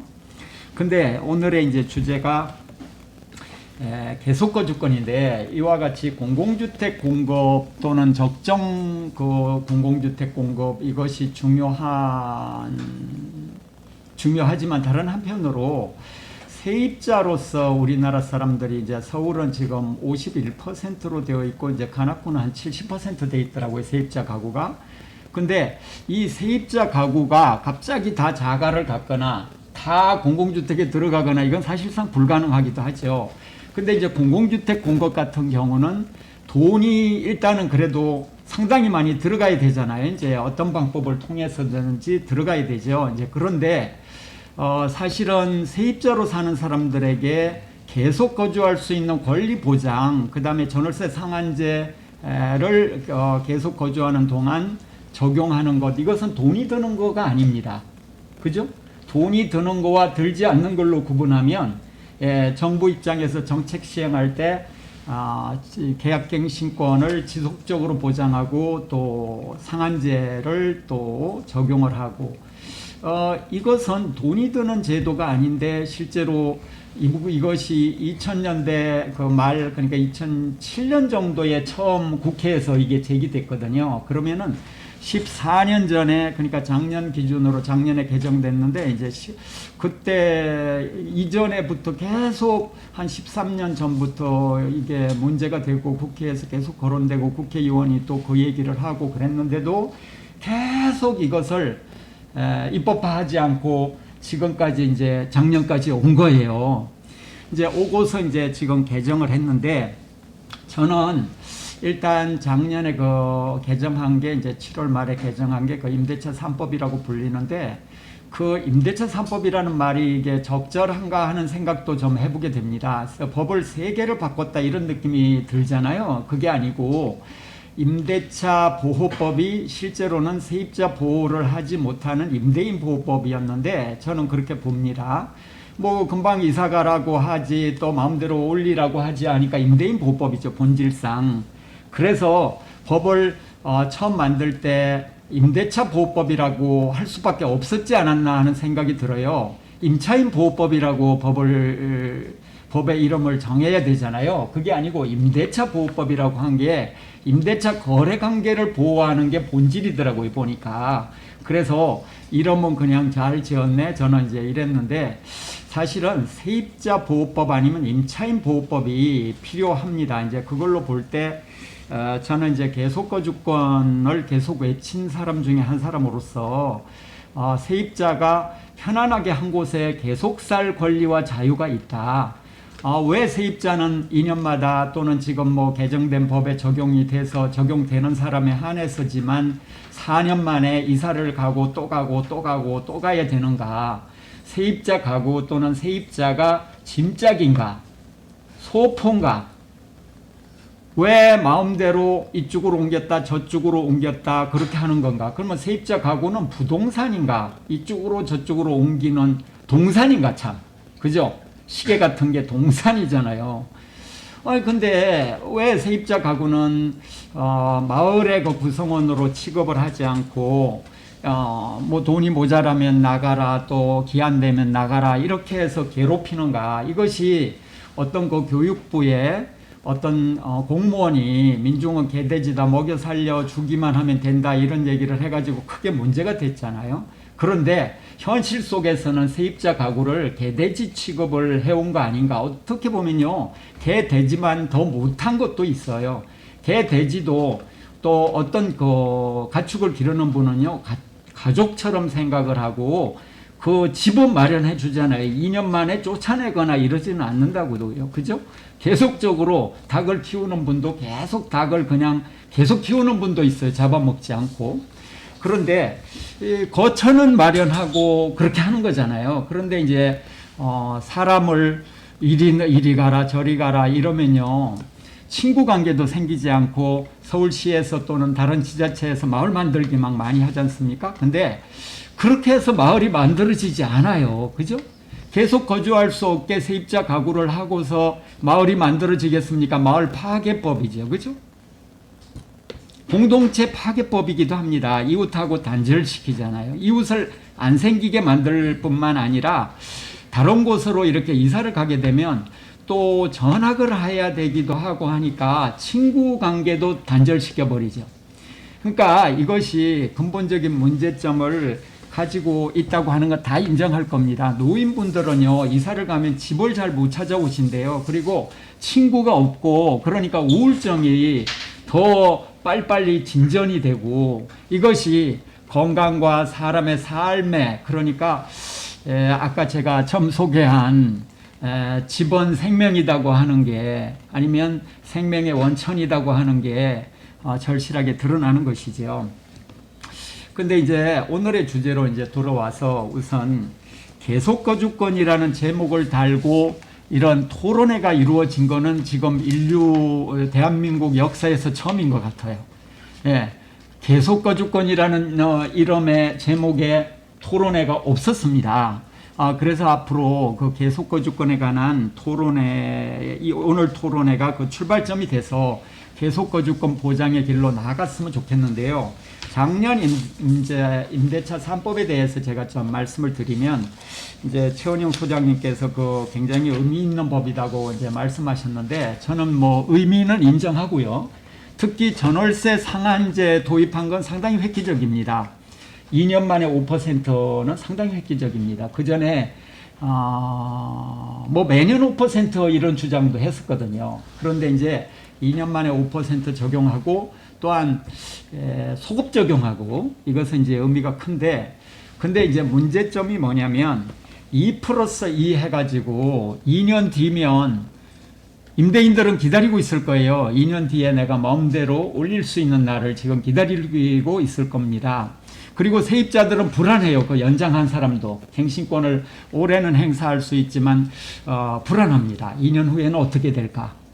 그리고 또 하나는 아까 말씀이 나왔습니다만 신규 임대차에는 적용하지 않기 때문에 같은 단지에서 뭐 2배, 3배 차이가 난다는 등 언론에서 이제 그런 보도를 하면서 임대차 3법을 폄훼하는 어떤 근거로 그걸 쓰고 있거든요. 그러니까 신규 임대차, 즉 새로 계약을 한 이제 그 경우는 이전에 그 액수가 전세값이 얼마였나 여기에 토대를 두어서 5%를 적용을 하면 이제 그게 바람직한 것인데, 새로 거래하는 것은 이제 마음대로 받을 수 있게, 그러면 기존 세입자 내보내고 새로 계약할 때는 마음대로 받을 수 있기 때문에 막 내보내고 싶겠지요. 근데 그 막 내보내게 한 또 법적 근거를 또 하나 남겨놨습니다. 그것이 무엇이죠? 직계가족이 들어오면, 본인과 직계가족이 들어오면 꼼짝 못하고 나가야 되는, 그래서 이것을 엄청 악용을 해가지고요, 부작용이 엄청나게 나고 있습니다. 제가 아는 사람, 저 중계동에서 공인중개사 하는 사람한테 제가 후배라서 연락을 해갖고 이 토론에 이제 생각하면서 제가 물어봤더니 자기가 아는 건도 한 3건 있대요. 실제로 나가지 않은, 이제 그러니까 안 나가도 되는, 즉 연장을 해야 되고 본인이 들어오는 게 아님에도 불구하고 거짓말로 나가게 만들어버린, 그리고 또 이런 경우도 있다고 합니다. 이제 일단 나가라고 압박을 해가지고, 그러면 세입자로서는 나가려고 하면 여러 가지로 불리하잖아요, 그죠? 새로운 집 얻는 것도 너무나 힘들고, 또 얼마를 또 그 새로운 집을 얻을 때 올려줘야 되는가, 이 부담이 있잖아요. 이제 그러니까 그러지 마시고요, 우리 그냥 살짝 이야기합시다, 이래가지고 한 15% 올려주는, 이제 이게 지금 성행을 하고 있다는 겁니다. 이거 뭐 다른 데서도 그런 얘기를 이제 종종 듣는 얘기입니다. 저 카페 같은데 이런데 많이 그런 얘기가 올라오고 있어요. 그러니까 제가 드리는 말씀은 신규 임대차에 적용 안 하고, 그리고 또한 신규 임대차에 적용할 뿐만 아니라 또 하나가 또 무엇이죠? 임대인 들어올 때 그 나가라 하는, 이것을 예외를 이렇게 인정을 하니까 그 부작용이 나타나므로 저는 이제 이런 주장을 합니다. 이따가 또 내용이 나오는데요. 신규 임대차에 대해서 적용을 처음부터 했어야 되는 거다, 이제 이런 겁니다. 그러면은 전월세 신고제 같은 제도가 도입이 안 되어서 못했다, 이제 이렇게 말하거든요. 이제 그것은 실제로는 문재인 정부 및 또 민주당 정부가 집권하자마자 그 작업을 1년 동안 수행을 해서 등록을 다 받았어야 됩니다. 그걸 받아가지고 그거에 근거해서 신규 임대차에도 당연히 이렇게 적용을 했어야 되는 것이죠. 근데 이제 그걸 하지 않고 4년 동안 그 한 게 무엇이냐면, 이제 임대차 등록하는 사람들한테 혜택을 어마어마하게 부여하고 대출도 엄청나게 예외로서 또 해줘버리고 하니까 그들이 뭐 갭 투기에 신이 난 겁니다. 전 갭 투자라고 안 하고 갭 투기라고 합니다. 근데 갭 투기를 하게 만들었으니까 이 갭 투기의 반을 깔아주는 것이고, 아까 최민아 선생님께서 말씀하셨습니다만, 일단 그 마음대로 탐욕을 좀 부릴 수 있는 어떤, 그러니까 주거권 보장에 역행하는 어떤 그런 통로 꽃길을 막 깔아줘 버린 이런 상황이 된 것이죠. 우유값도 통제하고 하는데 그죠? 우유값은 실제 통제해요. 짜장면값 다 통제합니다. 이제 그런데 임대료로는 이거는 그냥 무한으로 자유를 보장해 왔던 게 그동안의 역사입니다. 왜 그랬을까요? 바로 기득권자 내지는 소유권자 이들을 철저히 보호하는 입장에서 사고를 해왔기 때문에 지금까지 이렇게 되어 왔다고 생각을 합니다. 그래서 세계 그 주거권 보호관, 유엔의 주거권 보호관이 한국에 오셨을 때 제가 이 임대차법 관련 요거에 관해서 한 10분 정도 그분 앞에서 일종의 브리핑을 한 적이 있는데요. 그분이 중간에 듣고 저한테 질문을 하더라고요. 한국에 그런 계속 거주할 수 있는 그게 있는 걸로 알고 있는데 없어요?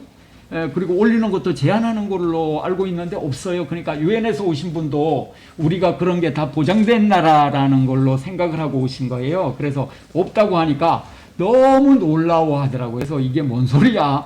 이제 이렇게 얘기하면서 그분이 갈 때 한국 사람들은 너무 바빠서 그런지 주거권을 생각도 못하고 사는 것 같다. 이런 말을 하고 가셨잖아요. 그래서 사실은 그 말 자체는 너무 창피한 말이기도 한데 우리나라 그 지금 현실이 그렇습니다. 특히 이제 정치하시는 분들, 기득권 정당 또는 정부 부처의 어떤 관료들 이들이 어떤 그런 주거권적 사고를 전혀 하지 않고 수급 논리에 의해서 항상 공급과 수요 내지는 뭐 집값이 올랐냐 내렸냐 이런 생각을 가지고 이렇게 밀고 가기 때문에 지금 이와 같은 사태가 생겼다. 근데 문재인 정부가 이제 촛불의 여망을 딛고 집권을 했는데 이 주거권 보호에 초창기부터 이렇게 노력하는 방향으로 나아가지 않고 임대사업자 이 사람들한테 특혜를 잔뜩 부여하면서 그들에게 이제 선택권을 맡기고 계약 갱신권 또는 전월세 상한제 이 도입을 뭐 임기 말로 미뤄버리는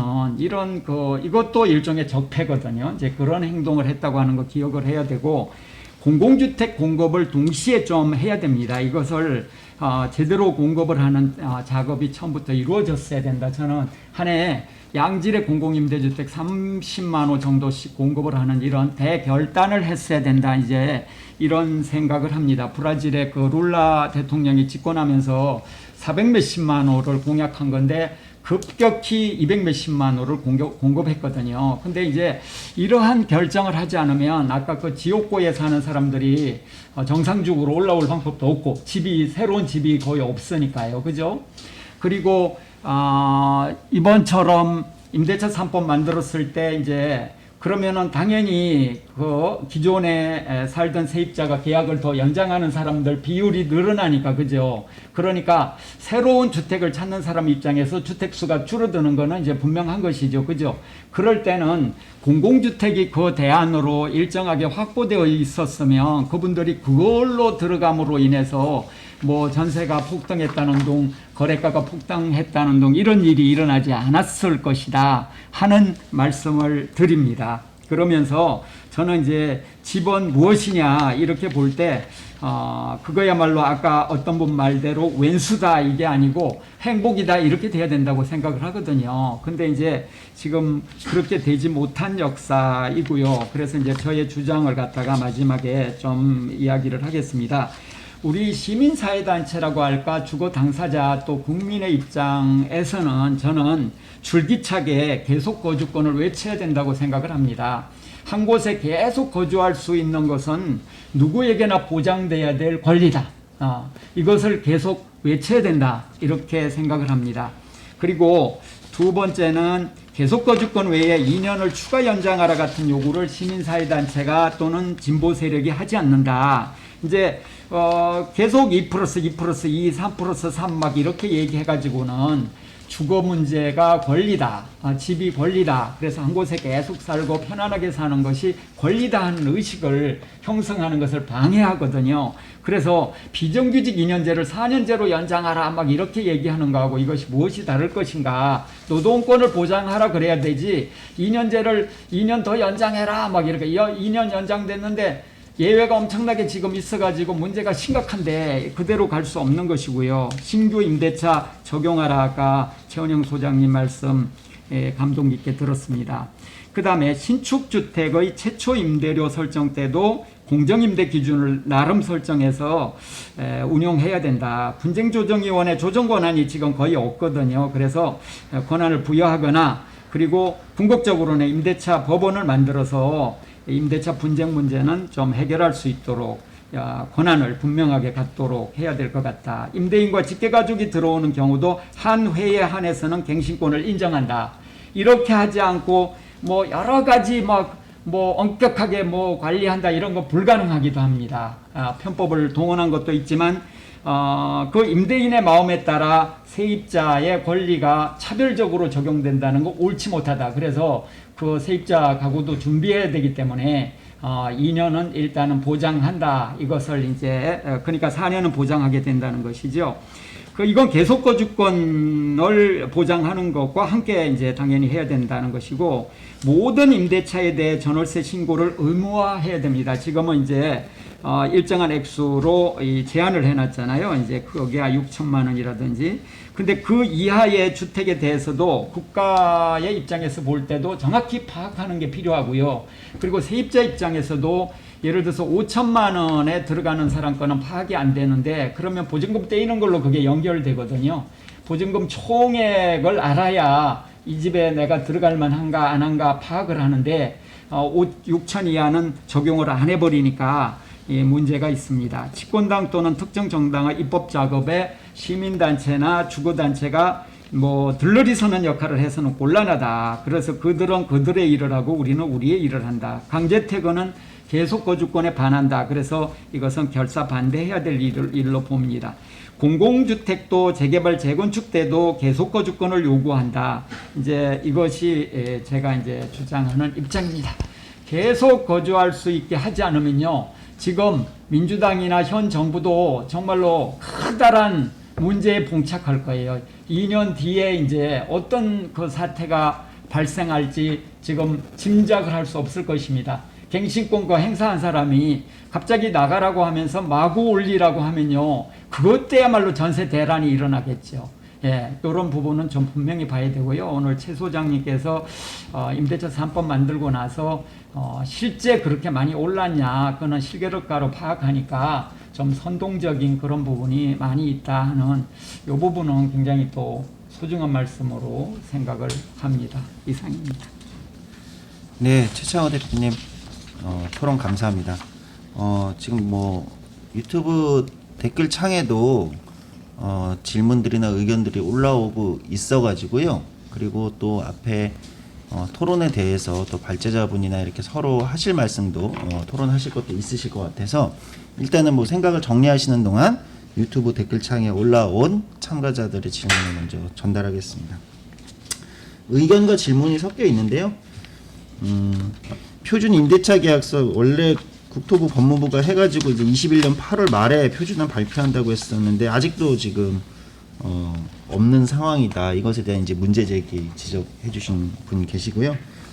그 다음에 전월세 부동산이 이제 확정일자 후에 뭐 보통 이제 많이 겪는 문제죠. 확정일자 후에 다음날 이제 세입자한테 효력이 생기니까 그 입주일날 이제 대출이나 여러 비리가 생기는 경우가 많다. 뭐 많이 이제 경험하는 문제인 것 같습니다. 이런 문제들에 대해서 좀 신경을 써야 되지 않겠는가 지적을 해주셨고요. 그 다음에 또 이런 의견도 있으셨네요. 최경호님이 질문해 주셨는데요. 그러니까 계약갱신 청구권 도입으로 피해를 입고 있다라고 주장하는 사람들은 이제 다주택자 임대인도 있겠지만 뭐 주장으로서 임대인도 있겠지만 본인이 보실 때는 또 이 계약 건수가 줄어드니까 이게 이제 계약 건수가 줄어드니까 이제 중개인들이 또 반대 여론을 만들기도 하는 것 같다. 이걸 지적을 하시면서 그러니까 보통 이제 이론적으로는 이제 한 번 갱신이 되면 이제 중개 2분의 1로 주는 거고 중개 건수가 보통 수입의 한 전체 수입의 매매 수입만 있는 게 아니라 이제 임대차를 하는 것도 있으니까 3분의 1 정도 차지한다고 보통 하는데 그럼 이제 6분의 1이 줄어드는 거니까 이제 물론 이제 이 반대 때문에 이제 우리가 이제 계속 주거권을 뭐 우회할 수는 없겠지만 이 반대 여론을 좀 잠재우기 위해서라도 이제 이런 이제 중개인들을 좀 흡수해서 아까 이제 얘기하신 주거품질 감독관이라든지 또는 주거사정관 뭐 이런 형태로 좀 흡수를 할 수 있으면 조금 반대도 약해지고 뭐 여러 가지로 좀 활용해 볼 수 있지 않겠는가 이런 의견도 좀 주시기도 했습니다. 이거는 뭐 또 생각나시는 의견이 있으시면 좀 주시면 좋을 것 같고요. 네, 편하게 의견들을 주시면 될 것 같습니다.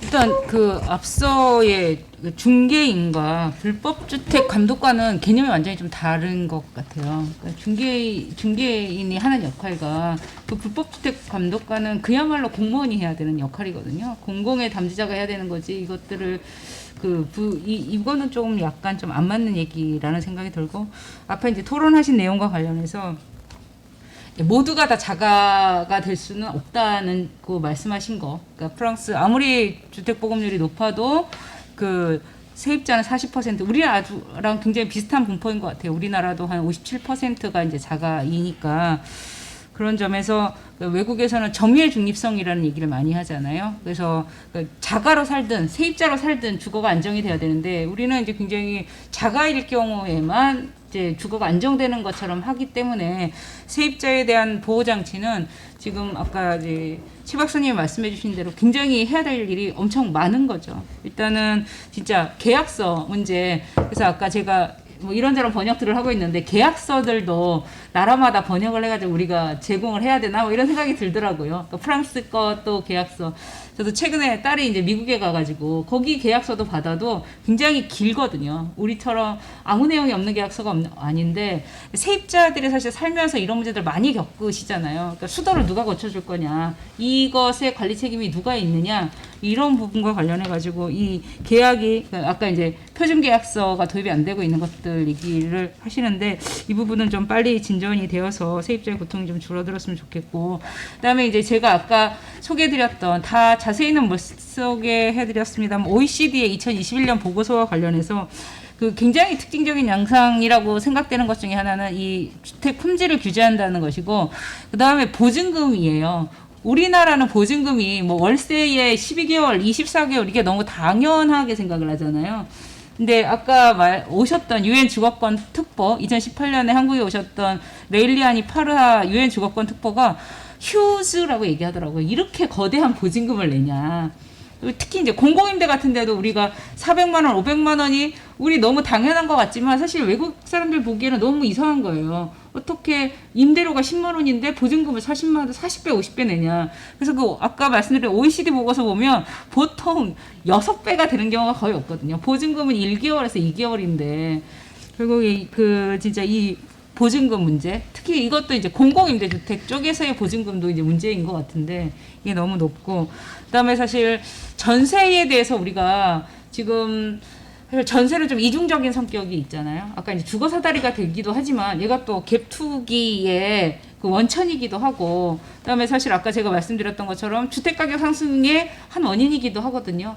레일리아나 주거권 특보는 사실 전세 제도를 한국에서 없애야 된다고 아주 그런 센 주장을 하시더라고요. 전세를 없애야 한국의 이런 이 전세가 집값을 올리고 집값이 전세를 올리고 얘가 결국에는 빌려주는 거잖아요. 민간에서. 그래서 이게 전세가 두 가지 속성이 있기 때문에 저 주장이 굉장히 좀 세고 찬반을 얘기하기 어려운 주장이라고 생각하긴 했습니다. 근데 그럴 정도로 문제가 전혀 없는 건 아닌데, 그래서 지금 전세 대출에 관해서 우리가 규제를 너무 하지 않은 게 사실은 지금 집값 상승이 굉장히 중요한 원인인 것 같거든요. 근데 전세 대출이 실수요다 이러면서 이번에도 또 이제 정부가 금융대책을 내놓고 있을 때 이제 망설이는 것 같은데, 근데 우리가 좀 사회적으로 전세 관련해서는 좀 논쟁을 할 필요가 있다. 예전에는 전세가 자기 집 가지고 살았지만 지금 다 빌리는 것이거든요. 이렇게 계속 빌릴 수 있게 해서 이거 계속 주택가격 상승에 이게 장작불로 지금 들어가고 있는 상황이기 때문에 이 부분에 대한 좀 고민도 필요하다. 네, 최창호 대표님 말씀 잘 들었고, 이제 세입자가 계속 거주할 수 있는 세상으로 한 발짝 한 발짝 나가는 게 중요한데, 한편으로는 모 대선 주자들은 지금 임대차 3법을 아예 없애겠다고 하지 않습니까? 이 과거로 돌려야 된다라고 하는 이런 답답한 현실. 그다음에 아까 지금 언론 기사를 보면 얘는 뭐 당장 없애야 되는 그런 것이, 사실 우리들의 이 토론회의 분위기와 언론은 지금 온도차가 너무 나는 상황이거든요. 그래서 사실은 이거를 지금 현재의 이제 31년 만에 변화, 아쉽지만 얘를 또 어떻게 지켜야 가야 하나라는 것도 우리 시민사회가 안고 있는 굉장히 중요한 과제라고 저는 생각합니다. 그래서 저는 마지막까지 나는 임대차 3법의 개정과 관련해서 나는 찬성이다. 그건 잘한 일이다라고 일단은 아쉬운 부분이 전혀 없는 건 아니지만 그런 입장입니다. 예, 잘한 일이다 하고 환영하기는 좀 어렵지만 하지 말았어야 되는 거다 이렇게 생각은 안 해서 그게 참 당시 애매했어요. 그래서 시민사회단체에서 적극적으로 막 환영하는 논평을 쓰기도 좀 어려웠던 게 이제 있었거든요. 근데 이제 어쨌거나 아까 말씀드린 신규 임대차 적용 못한 거하고 또 가구주가 이제 소유주가 들어오면은 이제 방어할 수 없는 이 두 가지가 그 여러 가지 그런 전세 이른바 폭등 내지는 급상승의 그 요인으로 작동되는 면도 있고 그게 사실은 본질적으로는 이제 새로운 집을 구하는 사람들에게 다른 집을 충분히 구할 수 있게 좀 공급되거나 확보되거나 하는 이런 실질적으로 필요한 사람들한테 그런 건 또 따로 좀 준비됐어야 된다 하는 생각은 드는데 뭐 물론 민주당이나 이런 것도 뭐 할 말은 있을 겁니다. 그 상대 당이 뭐 전혀 응하지 않았기 때문에 막 이런 얘기를 할 수 있다고 보지만 근데 적어도 문재인 정부 처음에 집권할 때 힘이 엄청나게 셌잖아요. 80% 90% 지지 이런 때 그걸 못할 수는 없었습니다. 그때 그냥 뭐 새누리당은 다 손들고 있는 상황이었는데 근데 그때 그 시기를 다 놓쳐버리니까 그러니까 대통령제 하에서 대통령의 그 권력 행사 어떤 특성과 방식에 대해서 굉장히 좀 인식을 못하고 정치를 진행하지 않았나 이런 생각이 들고요. 그 원천에는 철저히 주거권 입장에 서는 사고를 민주당 전체가 또는 집권 세력이 하지 못하기 때문에 그런 거 아니냐. 임대인에게 욕먹을까봐 이제 막 그걸 피하고 막 하다 보니까 이제 예외를 인정하고 또 신규하면 또 저항이 얼마나 올까 막 이런 걸 생각하다가 그러는 건데 그거는 이제 저는 뭐 처음부터 시작하자마자 하는 것보다 집권 1년 후에 이제 그걸 좀 1년 정도 준비해서 했어야 된다. 그리고 임대 사업자에게 혜택 주는 이런 건 정말로 잘못했기 때문에 누가 사과를 해도 해야 된다. 이제 이런 생각 갖고 있고요. 아까 질문 나온 거와 관련해서 그렇습니다. 이 확정일자를 세입자가 오늘 받아도 내일 효력이 나타나기 때문에 얼마 전에도 그런 기사가 났었지 않습니까? 그걸 이용을 해서 집을 담보 잡혀버리는 그래가지고 지금 피해 입은 분이 언론에 나왔거든요. 며칠 전에. 근데 지금 그 예와 관련된 말씀이신 것 같아요. 근데 이걸로 피해 보는 사람 굉장히 많이 있습니다. 그런데 그 피해보는 사람이 소수기 때문에 그냥 무시당하고 있는 것이고요. 가장 큰 문제는 세입자들이여 단결하라. 이게 오늘 제가 외치고 싶은 말인데 세입자들이여 만국의 세입자들이여 단결하라 이런 말을 하고 싶은데 이 단결을 하지 못하니까 이런 문제를 개선을 하지 못합니다. 국회의원 대부분이 유산자 엄청 자산 많이 있는 사람들인데 근데 그들이 이걸 뭐 알지 못할 뿐만 아니라 관심을 갖지 않는 주제죠. 이거는 어떤 사람이 어쩌다 발의를 하는데 그냥 넘어가기 일쑤입니다. 그래서 이런 걸 저는 세입자 패싱이라 그러고 세입자는 투명인간 취급하는 그 전체의 모습의 일부다. 그래서 이 부분 바꿔야 된다. 이제 이런 생각이 들고요.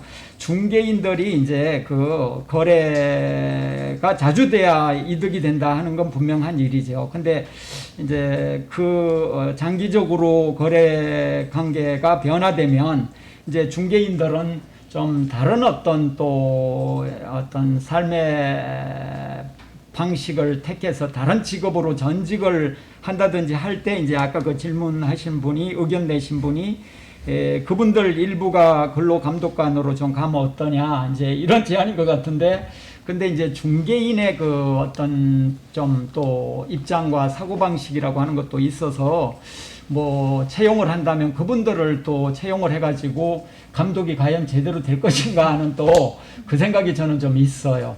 예. 근데 어쨌거나 이것은 이제 공인중개사를 뭐 엄청나게 그 양산해 가지고 지금 발생하는 문제도 있고요.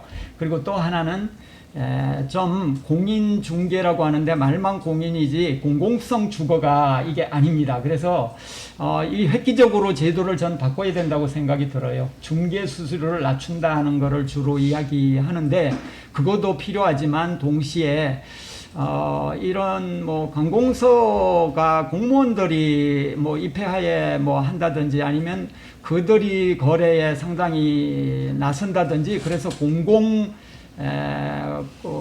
공인중개 이런 게 저는 좀 필요하다고 생각이 들어요. 그래서 그렇게 되면은 전세 보증금 떼이는 이것은 확 막을 수 있거든요.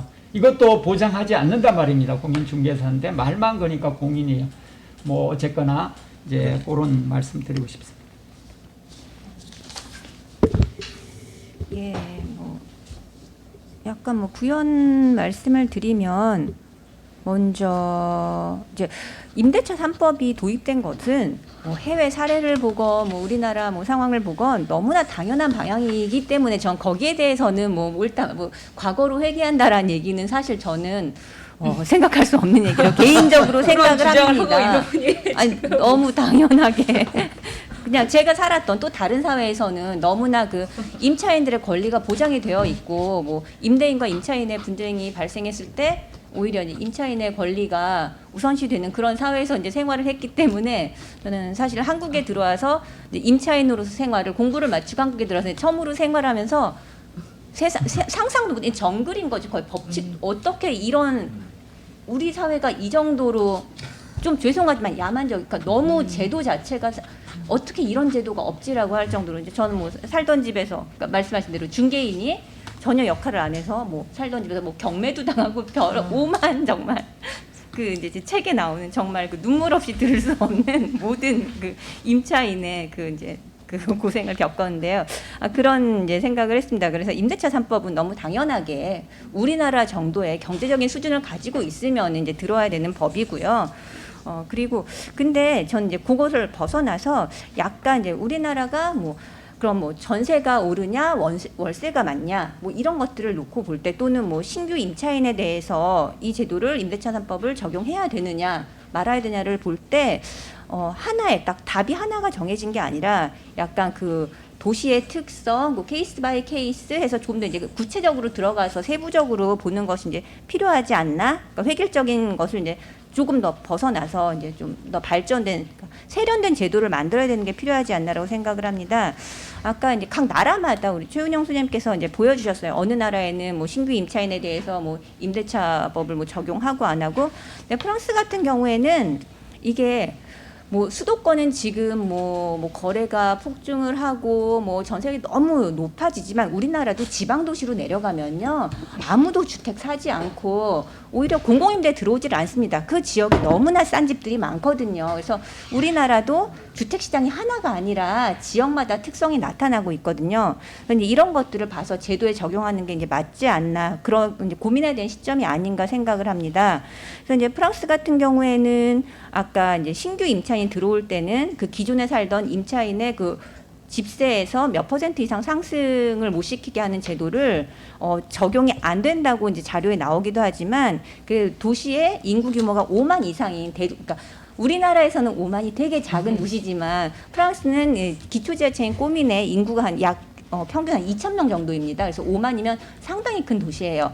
그래서 그 5만 이상의 도시에 대해서는 신규 임차인에 대해서 기존의 임대료에 대해서 이제 상승률을 제한하는 이런 제도들을 적용하고 있습니다. 그래서 우리나라도 이 제도를 도입하는 게 무조건 맞다 틀리다가 아니라 수도권이란 거가 서울 인근 몇 개의 대도시 주택 시장이 과열이 돼서 전국에 영향을 미치는 이런 곳에 대해서는 국지적으로 적용을 검토할 수 있다. 뭐 이렇게 고민을 할 수 있을 것 같고요. 네, 그렇습니다. 그리고 전세 월세도 마찬가지예요. 전세가 좋으세요? 월세가 좋으세요? 사실 저는 그러니까 제가 말씀드린 대로 제가 전세로 살던 집이 집주인이 집을 8채나 갖고 있는데 은행 돌려막기를 하다가 더 이상 못 막게 되면서 이제 제가 살던 아이들이랑 길가에 나앉게 된 상황이 발생을 했었어요. 근데 그 전세는 몇 억이잖아요. 사실 저는 월세가 낮다면은 월세를 내는 게 임차인 입장에서 오히려 커다란 그 경제적인 손실을 방지할 수 있기 때문에 오히려 낫지 않나 싶습니다. 근데 문제는 월세가 전세보다 그 전환율이 높다는 거죠. 그래서 전환율이 그 일정 사실 저 같은 경우 이제 커다란 목돈이 없으니까 은행 대출을 받아서 전세를 살고 그 전세 대출 자금에 대해서 이제 이자를 지불하거든요. 그 지불하는 이자와 월세가 같다면은 저는 커다란 목돈을 전세자금으로 맡기지 않고 매달 월세를 내는 게 저한테 오히려 주거 안정성이 높다고 생각을 합니다. 그러니까 이제 이게 그러니까 전세가 맞다 월세가 맞다가 아니라 그 뭐 전환율을 얼마로 설정을 할 것이냐, 얼마 이상을 뭐 허용하지 않을 것이냐, 뭐 이런 것들을 보는 게 맞다고 생각을 합니다. 근데 이제 이 보증금이 되게 중요한 게 제가 말씀드리는 것처럼 집주인의 입장에서도 제가 갑자기 2년 계약을 하고 저 6개월 만에 나갔어야 됐거든요. 근데 돌려주지 못해요. 그 사람들 자기 돈이 아니라 대출을 받아서 주잖아요. 근데 보증금이 뭐 단지 2달치다라고 하면은 2달 후엔 돌려줄 수 있습니다. 그러니까 이게 오히려 임대인한테도 하나의 이제 옥쇠가 되는 거죠. 그러니까 자기도 늘 빚을 갖고 살아가는 상황이 되기 때문에 그러니까 이게 전세가 맞다, 월세가 맞다, 뭐 신규 계약에 대해서 적용을 하는 것이 맞다, 아니다가 맞다가 아니라 이제 세부적인 내용을 봐야 되지 않나 이제 그 말씀을 드리고 싶고요. 하나 이건 되게 좀 작은 얘기인데 되게 그 이제 중개인에 대해서 말씀을 해주셨어요. 되게 재밌는 게 프랑스에서 민간 주택에 대해서 임대료 규제를 시행을 했을 때 여기 대해서 법원에 문제가 있다라고 이제 소송을 걸었었습니다. 그 사람들이 집의 주택 소유자들의 연합이 아니라 부동산 중개인들이었어요. 그 사람들이 거기에 의해서 말씀하시는 대로 임대료에 의해서 그 수수료를 받거든요. 거기에 대해서 이 사람들이 타격이 큰 거죠. 그래서 이 사람들이 이 법 자체에 문제가 있다라고 이제 소송을 했었고 거기서 약간 적용 방식에 문제가 있다고 해서 패소가 돼서 그 이제 알리호법으로 2014년에 제일 처음에 민간 임대료 규제가 적용이 됐다가 이제 패소를 하면서 취소가 되고 2017년에 엘랑법에 의해서 다시 2018년부터 적용이 되게 됩니다. 그래서 이제 중개인들이 정말 큰 역할을 이게 해외에서도 우리나라에서도 하고 있구나라고 알 수 있었는데, 그러니까 프랑스 같은 경우에는 이 중개인에 대해서도 오히려 그런 이제 임차료에 이제 비례해서 그런 이제 보수를 받게 되지만 또 매매에 대해서는 또 얘기가 다릅니다. 그러니까 이게 큰 한 통으로 볼 게 아니라 이제는 모든 뭐 부동산 중개든 뭐 모든 게 주택 유형이든 그러니까 세부로 들어가서 보는 게 필요하다라는 말씀을 드리고 싶고 또 이제 마지막으로 덧붙이고 싶은 말씀은 주거 안정이 되기 위해서는 공적 주택, 뭐 공공 임대죠. 우리나라에서는 어느 정도 사회 주택도 될 수 있고 어느 정도 공적 주택이 어느 물량 이상으로 확보가 되어야지만 아까 말씀드린 주거 약자라던가 이런 분들의 뭐 쪽방촌 재개발해야죠. 좋은 환경으로 옮겨드려야죠. 되는 동안 그분들이 약간 잠시 가서 거주하실 수도 있고 이렇게 사회가 순환이 되기 위해서는 공적 주택이 어느 물량 이상으로 필요하다고 생각을 합니다. 그에 대해서도 이제 많은 방안을 찾아야 되지 않을까 생각을 합니다. 이상입니다. 예. 나온 말씀과 관련해서 한 가지 말씀드리면 짧게 해주시죠. 네, 대선 주자라고 불리는 사람들이 임대차 3법이 이 집값 상승 내지 전세가 상승의 원흉인 것처럼 말을 하면서 폐지하거나 또는 뭐 바꾸겠다 이렇게 말을 하고 예를 들면 윤석열 씨 같은 경우도 이제 일단 그냥 4년으로 연장하는 건 폐지하고 인센티브를 줘가지고 선택을 하게 하겠다 이러는데 이거는 뭐 이미 4년제 그 임대차 사업법 그 4년제 적용이 사실상 거의 무력화되어 있는 상황인데 완전 과거 회귀적인 사고를 하고요. 저는 대선 주자 그런 주장을 하는 사람들이 대선 주자라는 표현보다는 임대인 대표 주자 아닌가 그런 생각을 하게 됩니다. 지금 그렇게 주장하는 사람이 한 5명 정도 있어요. 지금 원희룡 씨를 비롯해서 등등. 근데 이제 이 임대차 이런 공정관리 제도에 대해서 여당에서는 아예 거론을 안 하는, 그래서 대선 토론회에 있어서 소재로 오로지조차 하지 않고 있어요. 제가 보니까. 근데 이제 사실은 이런 계속거주권 또는 공정임대제에 대해서 명확하게 목소리를 대선주자, 올바른 대선주자라면 내줘야 되거든요. 근데 이제 그렇게 하는 사람이 지금 없다는 게 정치 지형에 있어서 커다란 문제점 중에 하나라는 생각을 합니다. 저도 짧게 하나만 말씀드리면 그 전월세 전환율과 관련해서 지금 임대차 3법 개정안과 동시에 거의 동시에 전월세 전환율을 4%에서 2.5%로 나눴거든요. 낮췄거든요. 그러면 사실 은행이자랑 거의 비슷한 수준이 되지 않습니까? 근데 문제는 얘가 제대로 집행되고 있는지를 정부가 관리하느냐예요. 그런 점에서 제가 아까 임대차 행정의 강화가 필요하다고 말씀드렸는데 그 부분도 꼭 짚어서 해 주시기를 예, 정부 당국에 부탁드립니다. 네, 최민아 연구원님이 정부 당국은 아니시니까 네, 네. 아 그리고 세입자분들도 알고 행사하셔야 되는 거죠. 2.5%입니다 현재. 네. 네, 저도 그게 헷갈리더라고요. 네네. 그게 같이 바뀌었었다는 게 어느 순간 저도 갱신에만 이렇게 포커스가 가 있으니까 헷갈리기도 했었던 것 같습니다. 시간이 거의 5시가 넘어서요. 네, 아마 거의 마지막 마무리 발언들 짧게 들어보면서 정리하려고 했는데 아까 월세가 좋냐 전세가 좋냐면 저는 이제 계속 월세로 뭐 20년째 살고 있어가지고 저는 그냥 월세가 익숙해진 것 같습니다. 예. 근데 이제 그런 생각은 좀 들더라고요. 그러니까 월세라는 제도가 어떻게 보면 뭐 나쁘지 않을 수도 있겠다. 근데 고용 안정과의 관계, 그러니까 이런 문제가 좀 고민이 들더라고. 아무래도 한국에서는 그러니까 이제 중간에 이 일을 안 하게 될 때 이제 이 정기적인 소득에서의 이게 이제 한국 워낙 잘 안 돼 있으니까 사회 안전망이 그럴 때에 이제 월세에 대한 부담이 이제 오는 문제 이런 것들은 또 뭐 오늘 주제는 아니지만 또 들긴 하더라고요. 그래서 이 노동시장 문제하고도 연결이 한국에서도 주거 문제는 뭐 일자리 문제하고 또 굉장히 밀접한 문제가 있어서 예, 그런 생각이 또 들기도 했습니다. 오늘 열띤 발제와 토론들 또 인터넷에서 지금 만국의 세입자들이 단결하라고 댓글 올려주고 계시고요. 네.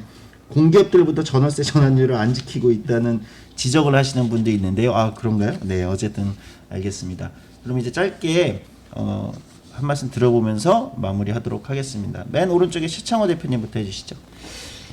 저는 사람이 살아가는 데 있어서 집은 누구에게나 소중한 공간이고 그죠? 없어서는 안 될 그런 삶터잖아요. 이제 그런 입장에서 볼 때 주거 평등권이라는 말을 좀 우리가 많이 썼으면 좋겠다는 생각을 합니다. 제가 그래서 주거 평등권을 검색창에다 써보니까 거의 그 말이 없더라고요. 그래서 저는 이제 주거 평등권을 여러 가지 기준으로 말할 수 있는데 우선 그 규모 아까 이제 최원영 소장님 품질 말씀하셨는데 1인 가구는 17평, 2인 가구는 20이나 21평, 3인 가구는 뭐 23평, 4인 가구는 뭐 28 내지 30, 그 다음 뭐 5인 가구는 33평, 요런 기준을 적용을 해서 공공주택도 이 기준에 맞추어서 앞으로는 공급해야 된다는 이제 생각을 좀 갖고 있고요.